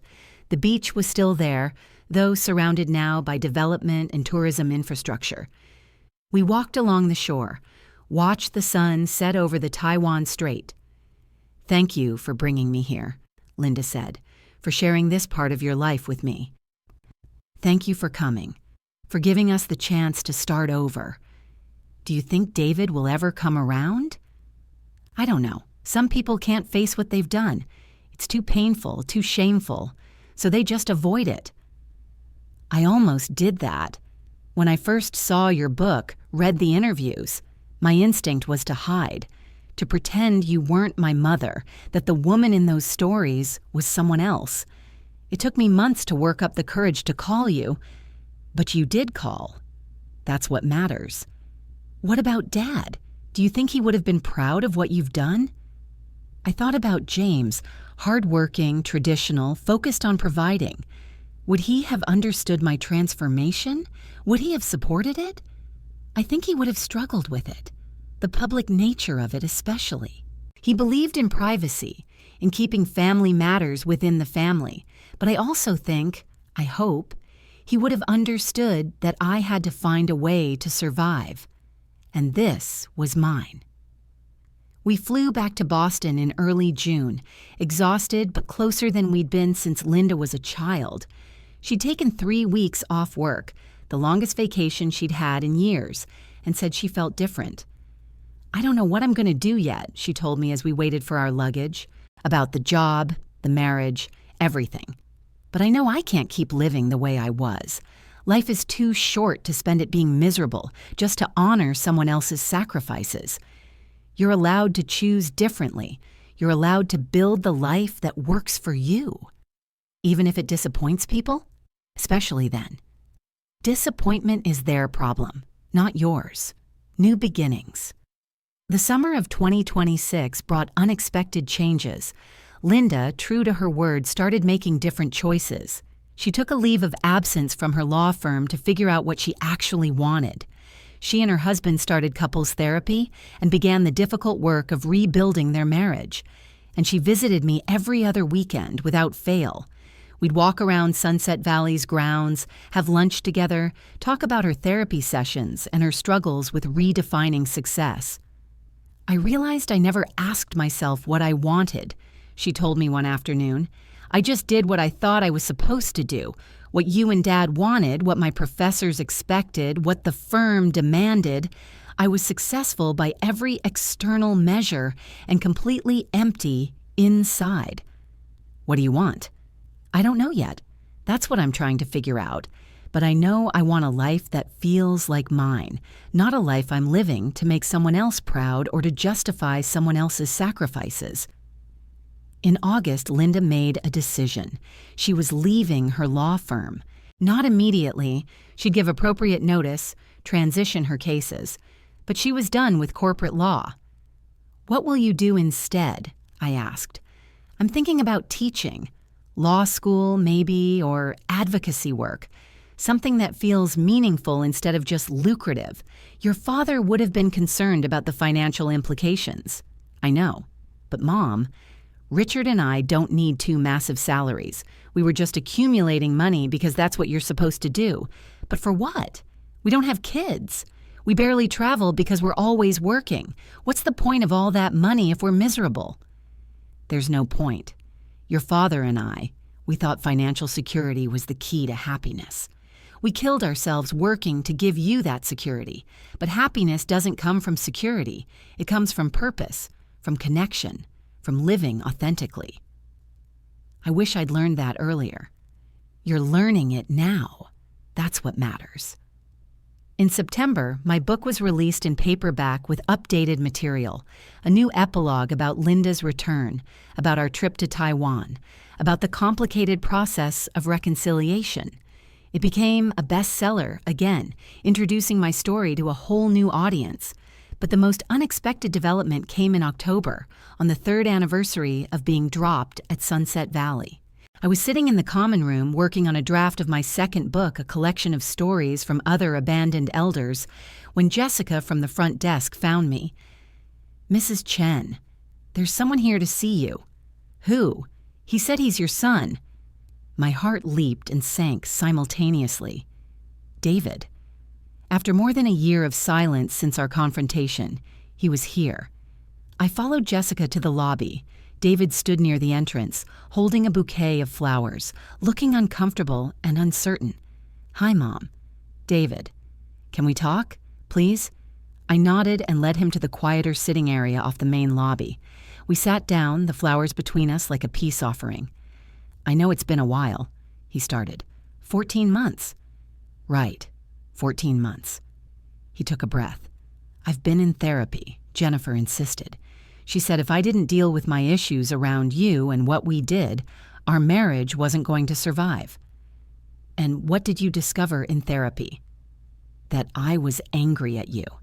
Angrier than I realized, for all the pressure, all the expectations, all the ways I felt like I could never be good enough. And that anger made it easier to justify abandoning you. Go on. But the therapy also helped me see you were just doing what you thought was right. What your parents did for you. You sacrificed because you loved us, not because you wanted to control us. And I couldn't see that. I could only see the burden of your expectations. Your perspective wasn't wrong, David. I did put pressure on you. I did have expectations that were probably unrealistic. But that didn't justify abandoning you. Nothing justified that. His voice cracked. Mom, I dropped you at a nursing home and drove away. I sold your house without asking. I ignored your calls for months. And then when you found your voice, when you started telling your story, my first reaction was to try to silence you because you were embarrassing me. Yes, you did all those things. I don't know how to make that right. I don't know if I can, but I want to try, if you'll let me. I looked at my son, middle-aged now, successful, struggling with guilt and shame he'd finally allowed himself to feel. What does trying look like to you? Visiting regularly, actually being present, not just showing up out of obligation, getting to know you as you are now, not just as the mother I remember, supporting your work instead of being threatened by it. And if I say no, if I say the damage is too deep, the hurt too much, then I'll accept that. I'll respect your boundaries, but I hope you won't. I thought about it. Dorothy would tell me to be cautious, to protect myself. Ruth would say some betrayals can't be healed, but Linda would say that people can change if they're willing to do the work. Okay, I said, we can try. But David, I meant what I said last time. I'm not going to make myself small or convenient or quiet to make you comfortable. If you want a relationship with me, you get all of me. The YouTube videos, the books, the advocacy work, everything. I know, and I'm actually proud of what you've done. It took me a while to get there, but I watched your videos, read your book, saw the difference you're making. You're incredible, Mom. I just couldn't see it before because I was too busy being defensive. What changed? Jennifer. She watched your videos and said, "Your mother is a badass and you're an idiot for not seeing it." That started the conversation that led to therapy. I smiled despite myself. I like Jennifer more than I thought. She wants to meet you. Actually meet you, not just drop by for obligatory holiday visits. She and the kids, they want to know you. My grandchildren. I'd barely seen them since they were toddlers. Now they were teenagers. I'd like that. We talked for another hour about his life, his struggles, his kids, about my work, my community at Sunset Valley, my friendship with Dorothy and the gang. It wasn't a complete reconciliation. Too much had happened for that. But it was a start. After David left, I found Dorothy in the common room. He came, I told her. And we're going to try. He's been in therapy. He's doing the work. Are you sure that's wise? After everything? No, but Linda did the work and it's been worth it. Maybe David can too. Just protect yourself, Margaret. You've built a good life here. Don't let him destroy that. I won't. But I also don't want to close the door on the possibility of real relationship just because it's safer to keep people out. David kept his word. He started visiting every other week, alternating with Linda's visits, so I saw one of them every weekend. He brought Jennifer and the kids, my grandchildren, Grace, who was 15, and Michael, who was 13, and I got to know them for the first time. They were good kids, smart, funny, a little spoiled, but not terrible. Grace was interested in my YouTube channel. "Grandma, you're literally famous on the internet," and asked if she could help film and edit videos. "Really? You'd want to do that?" "Are you kidding? This is so cool. Most grandmas just knit and watch TV. You're out here changing the world." Having Grace's help with my videos added a new dimension. She taught me about TikTok and Instagram, about reaching younger audiences. Together, we created content about bridging generational divides, about what young people could learn from elders and what elders could learn from youth. My following exploded. By December 2026, I had over 2 million subscribers across all platforms. Major brands wanted to sponsor content. Publishers wanted more books.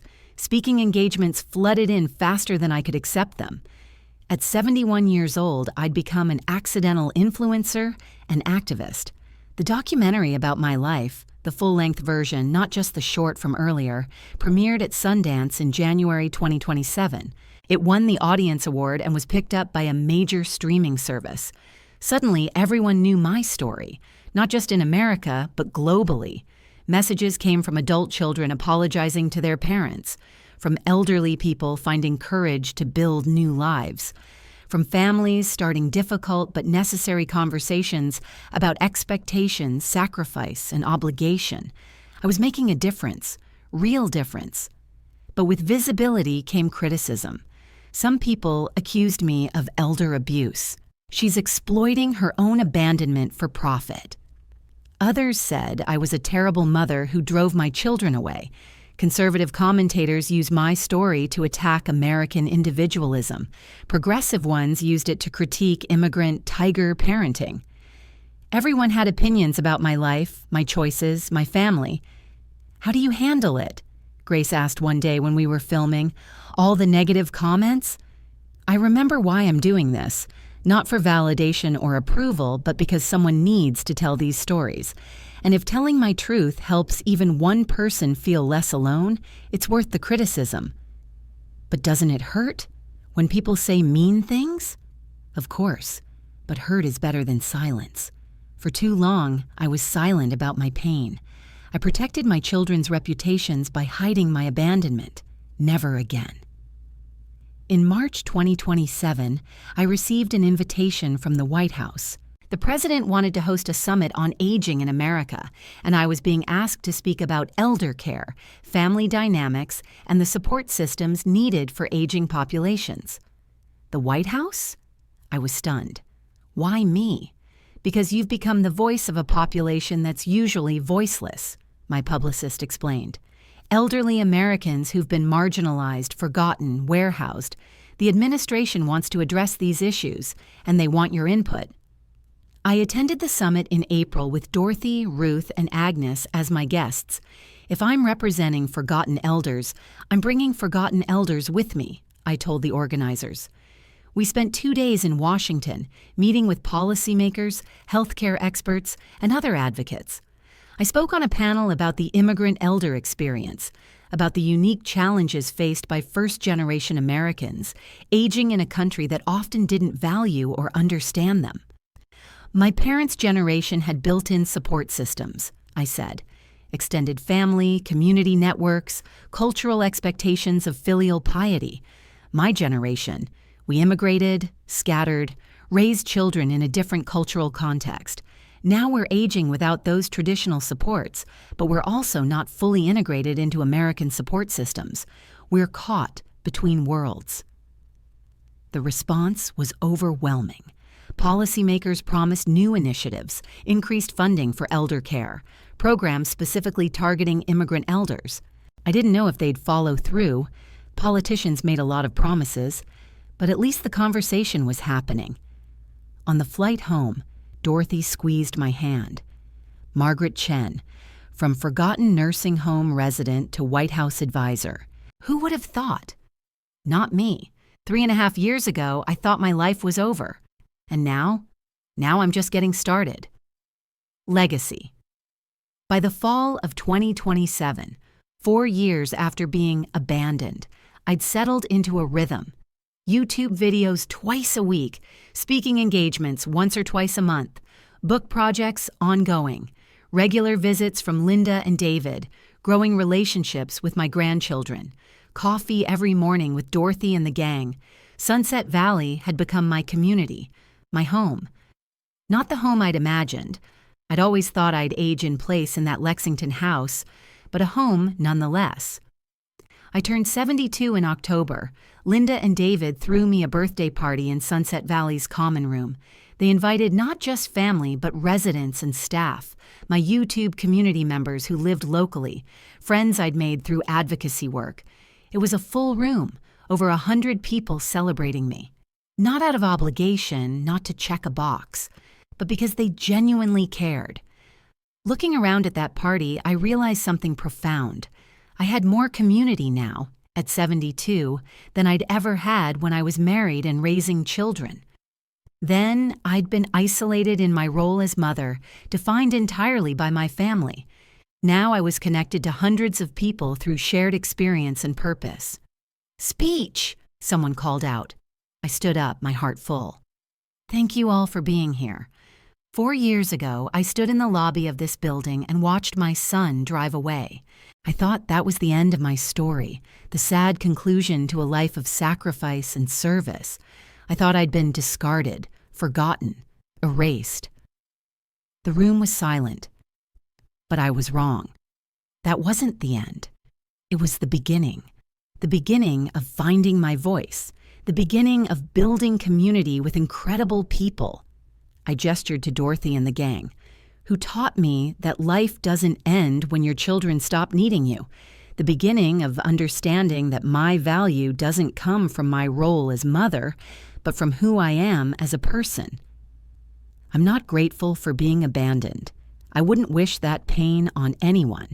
But I am grateful for what I built from that abandonment, for the relationships I've formed, the work I've done, the person I've become.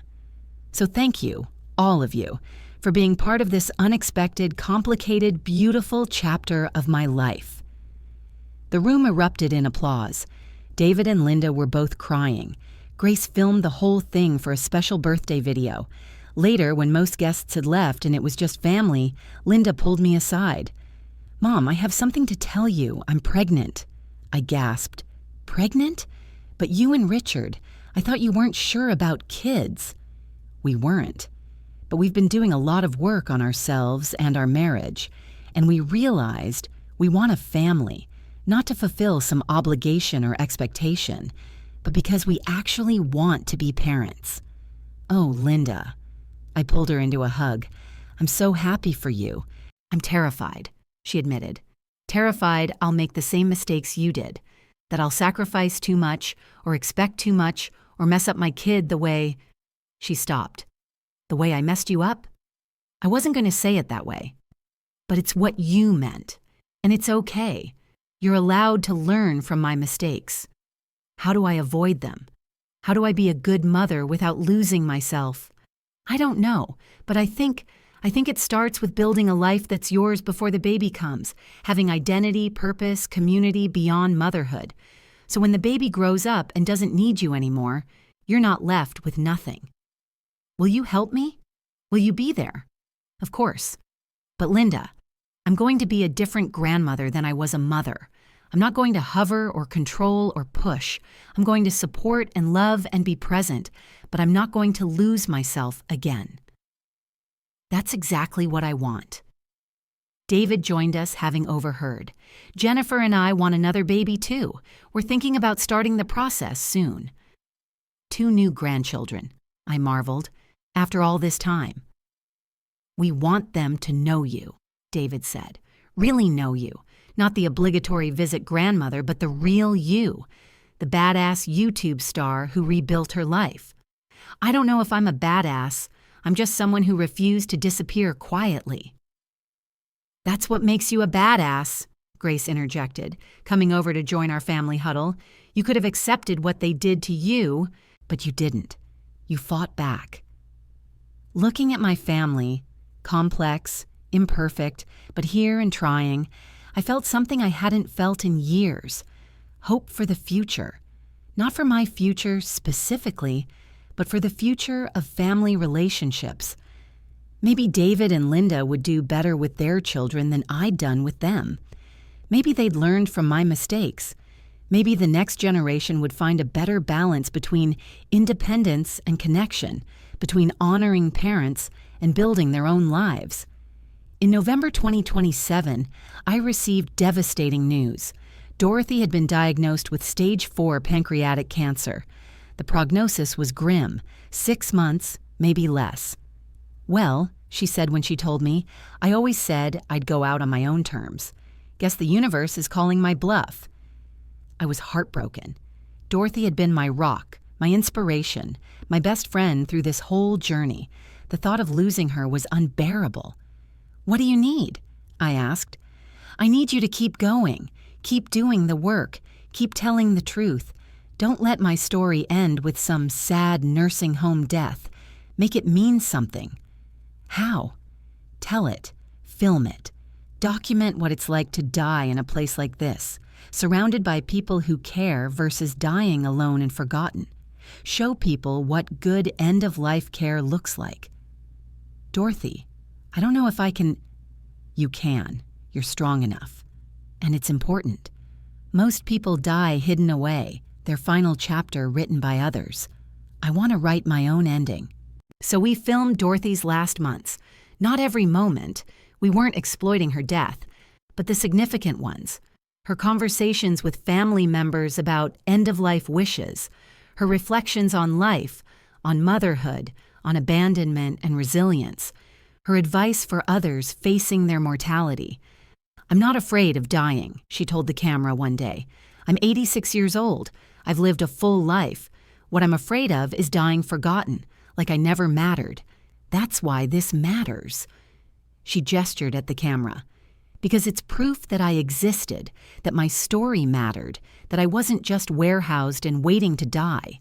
Dorothy passed away in early February 2028, surrounded by her chosen family, not the children who'd abandoned her, but the community she'd built at Sunset Valley. Me, Ruth, Agnes, Patricia, Jessica from the front desk, Dr. Martinez, her primary care physician, people who'd chosen to love her when her biological family wouldn't. At her memorial service, held in Sunset Valley's chapel, I gave the eulogy. Dorothy Walsh was abandoned by her children 15 years ago. They put her in this facility and forgot about her. She could have given up, could have spent her final years bitter and alone. Instead, she built a YouTube channel with 30,000 subscribers. She mentored dozens of women through the pain of abandonment. She became a voice for the voiceless. And she died surrounded by people who loved her, not because they had to, but because they chose to. Dorothy's life is proof that family isn't just blood. It's the people who show up, the people who stay, the people who see you as a full human being worthy of love and dignity. And her death is proof that even our final chapter can be written with courage and grace if we refuse to disappear quietly. The video of Dorothy's final months, edited respectfully, focusing on her wisdom and strength rather than exploiting her illness, was viewed over 5 million times. Thousands of comments from people who were inspired by her courage, who were moved by the reality of aging and death, who were prompted to have their own conversations about end-of-life wishes. Dorothy's legacy lived on. The reckoning. After Dorothy's death, I struggled. She'd been my anchor, my inspiration, my partner in this whole journey. Without her, I felt untethered. I considered stopping, taking down the YouTube channel, declining speaking engagements, just living quietly out my remaining years. But then I received a letter from a woman named Jennifer, not my daughter-in-law, but a stranger in Oregon. "Dear Mrs. Chen, I'm writing to tell you that your story saved my life. 6 months ago, my children put me in a memory care facility. I don't have dementia, I'm perfectly lucid, but I do have early-stage Parkinson's, and they decided I couldn't live alone anymore. They moved me here and stopped visiting. I was so depressed I was considering suicide. Then I found your YouTube channel. I watched every video, read your book, saw that it was possible to build a life even after abandonment. So I started fighting back. I got a lawyer, I advocated for myself, and I'm moving out next month to an independent living facility where I'll have more autonomy. You showed me I don't have to accept what my children decided for me. Thank you for that. Thank you for refusing to be silenced. You saved my life." I read that letter through tears, and I realized I couldn't stop. Too many people needed to hear these stories. Too many people were suffering in silence, accepting abuse and abandonment because they thought they had no choice. Dorothy wouldn't want me to give up. She'd want me to keep fighting. So I did. In March 2028, I launched a nonprofit organization called the Inconvenient Truth Foundation. Its mission: supporting elderly Americans who'd been abandoned, providing resources for advocacy and legal assistance, creating community spaces where isolated elders could connect. We raised money through donations, grants, and my book proceeds. We partnered with senior centers and assisted living facilities across the country. We created online communities where people could share stories and support each other. Within 6 months, we'd helped over 1,000 people advocate for themselves, connect with resources, and build community. In June 2028, Linda gave birth to a daughter. She named her Dorothy Margaret, Dorothy after my friend, Margaret after me. Holding my granddaughter for the first time, I felt the complicated weight of generational connection. This baby would grow up in a different world than I had, than Linda had. She'd have different opportunities, face different challenges. "I'm going to do better than I did," Linda told me as I cradled baby Dorothy. "I'm going to be present. I'm going to have a life beyond motherhood. I'm going to teach her that she's allowed to honor her parents without sacrificing herself." Those are good goals. But Linda, you're going to make mistakes anyway. All parents do. The key is being willing to acknowledge them and do better. Did you always know you'd made mistakes? With me and David? No. I thought I was doing everything right. It wasn't until you both pulled away that I started questioning my choices. And even then, I blamed you for being ungrateful rather than examining my own behavior. But you changed, eventually. After being forced to, after losing everything. I don't recommend that path. I'll try to learn before then. David's wife, Jennifer, gave birth to a son, James, in August, named after my late husband. David brought him to meet me when he was just 2 weeks old. I'm going to be a better father than I was a son, David told me, and I'm going to make sure James knows his grandmother, the real you, not the version I created in my head. Looking at my 2 new grandchildren, Dorothy and James, I felt hope for the future mixed with grief for the past. These babies would never know the Margaret Chen who'd sacrificed everything. They'd know the Margaret Chen who'd rebuilt her life, found her voice, refused to be forgotten. Maybe that was better. In September 2028, on the 5th anniversary of being dropped at Sunset Valley, I filmed a special video reflecting on the journey.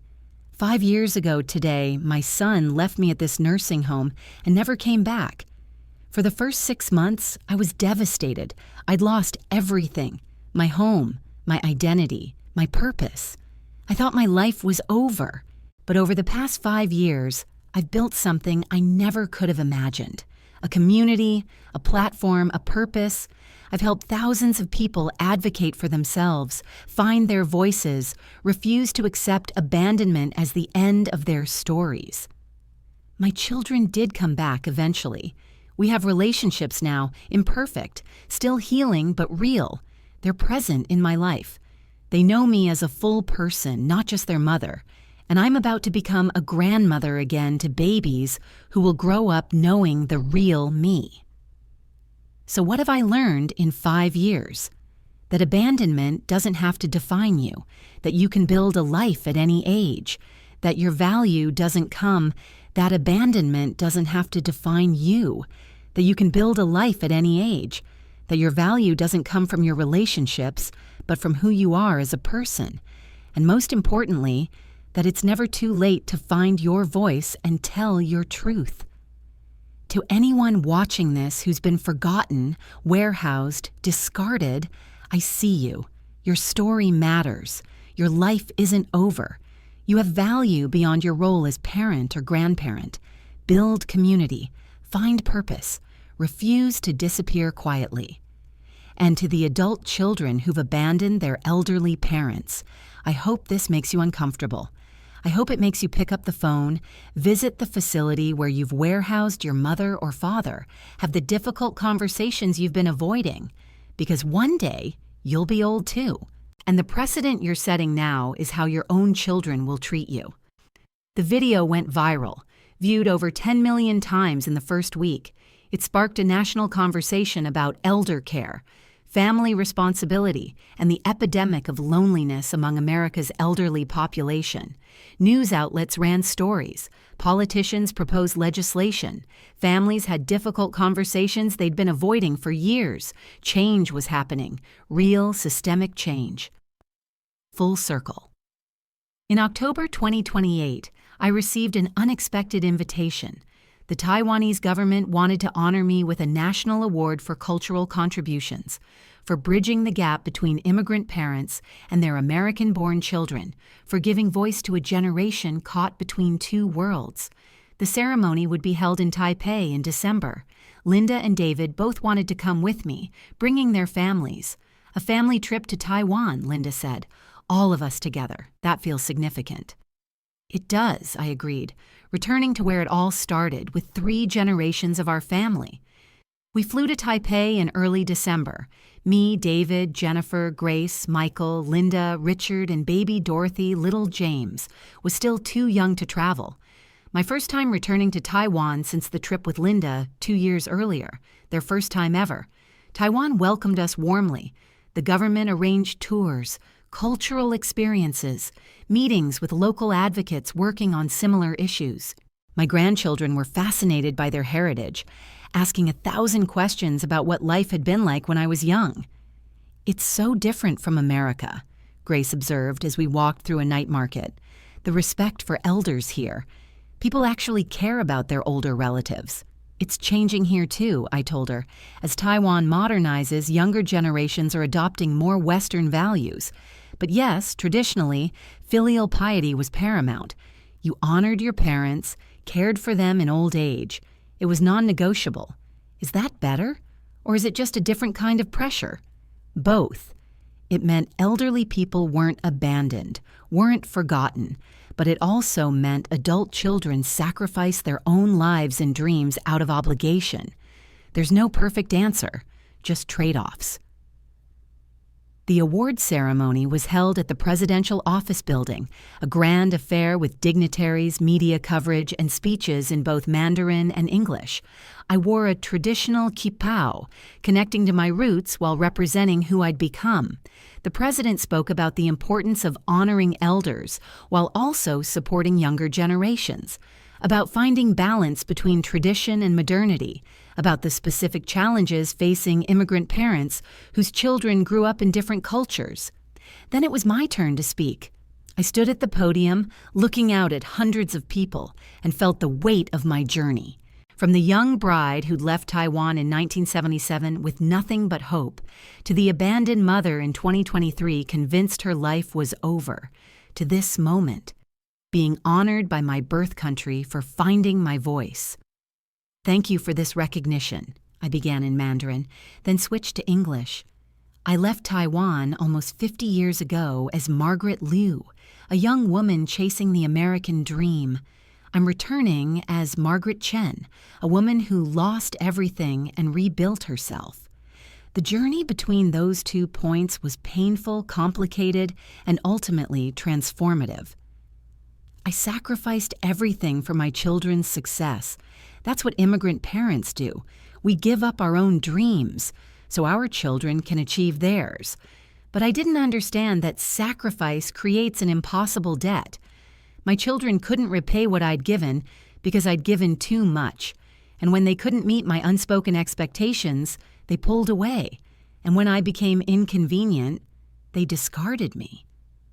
For a long time, I blamed them. They were ungrateful, selfish, cruel. But the truth is more complicated. I raised them to be independent Americans, then was hurt when they acted independently. I poured everything into them, then was shocked when I had nothing left for myself. I loved them in ways they didn't ask for, then felt betrayed when they didn't love me back the way I expected. So what's the answer? How do we honor our parents without sacrificing ourselves? How do we raise children who are independent but also connected? How do we preserve cultural values of respect for elders while acknowledging that adult children deserve their own lives? I don't have all the answers, but I think it starts with honesty. Parents being honest about what we need without guilt-tripping. Children being honest about what they can give without making excuses. Both generations communicating instead of assuming the other knows what we want. And most importantly, parents building lives that don't depend entirely on our children, having identity, purpose, community beyond our role as mother or father. So when our children grow up and build their own lives, as they should, we're not left with nothing. My children did abandon me. That's a fact I can't change. But I also abandoned myself years earlier. I erased my own needs, dreams, identity in service of motherhood. And that was my choice. A choice I made thinking it was love, but was actually fear. Fear that if I didn't give everything, I wouldn't be enough. So to the parents watching this, you are enough. You don't have to sacrifice everything to prove your love. You're allowed to have a life beyond your children. You're allowed to pursue your own dreams, build your own community, be your own person. In fact, you must. Because if you don't, you'll spend your final years waiting for phone calls that don't come and visits that don't happen. And to the adult children, your parents are human beings with needs, feelings, and value beyond their role in your life. You don't owe them everything they sacrificed, but you do owe them basic respect, dignity, and acknowledgement of their humanity. Pick up the phone. Visit. Have the difficult conversations. Don't wait until they're gone to realize what you lost. I was abandoned at a nursing home 5 years ago, convinced my life was over. Today, I'm standing here being honored by my birth country, having written books, built community, helped thousands of people find their voices. Life didn't end when my children discarded me. It began. So to anyone who's been forgotten, warehoused, told their productive years are behind them, your story isn't over. Write the next chapter. Build something beautiful from the ashes. Refuse to disappear quietly. The applause was thunderous. People were crying. In the audience, on stage, in my own family. Linda and David both looked stricken, but also something else. Proud, maybe, or humbled, or both.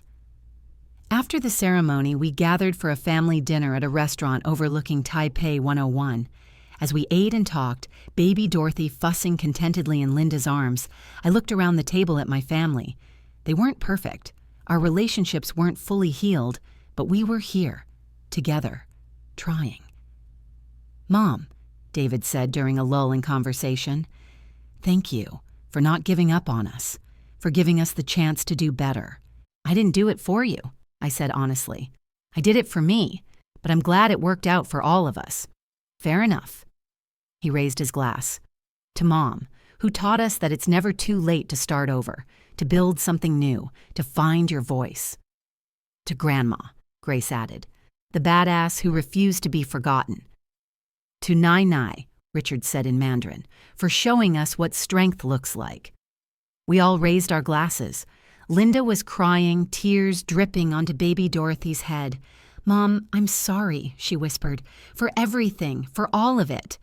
I know, and I forgive you. But Linda, you have to forgive yourself, too. Carrying guilt forever won't help either of us." How do you do it? How do you move forward after something like that? One day at a time. One choice at a time. Choosing to build rather than destroy. Choosing community over isolation. Choosing to tell my truth rather than protect people who didn't protect me. Will you teach me? Teach me how to be strong like you? You're already strong. You just don't know it yet. You left your job, rebuilt your marriage, had a baby despite your fears. That's strength. That's nothing compared to what you did. It's everything. You're choosing differently than I did. You're building a life that's yours. That's exactly what I want for you. We stayed in Taiwan for 2 weeks. My children and grandchildren explored their heritage, asked questions about family history, connected to roots they'd never known existed. Grace interviewed me extensively for a documentary she wanted to make about our family's story. Michael practiced his Mandarin with local teenagers.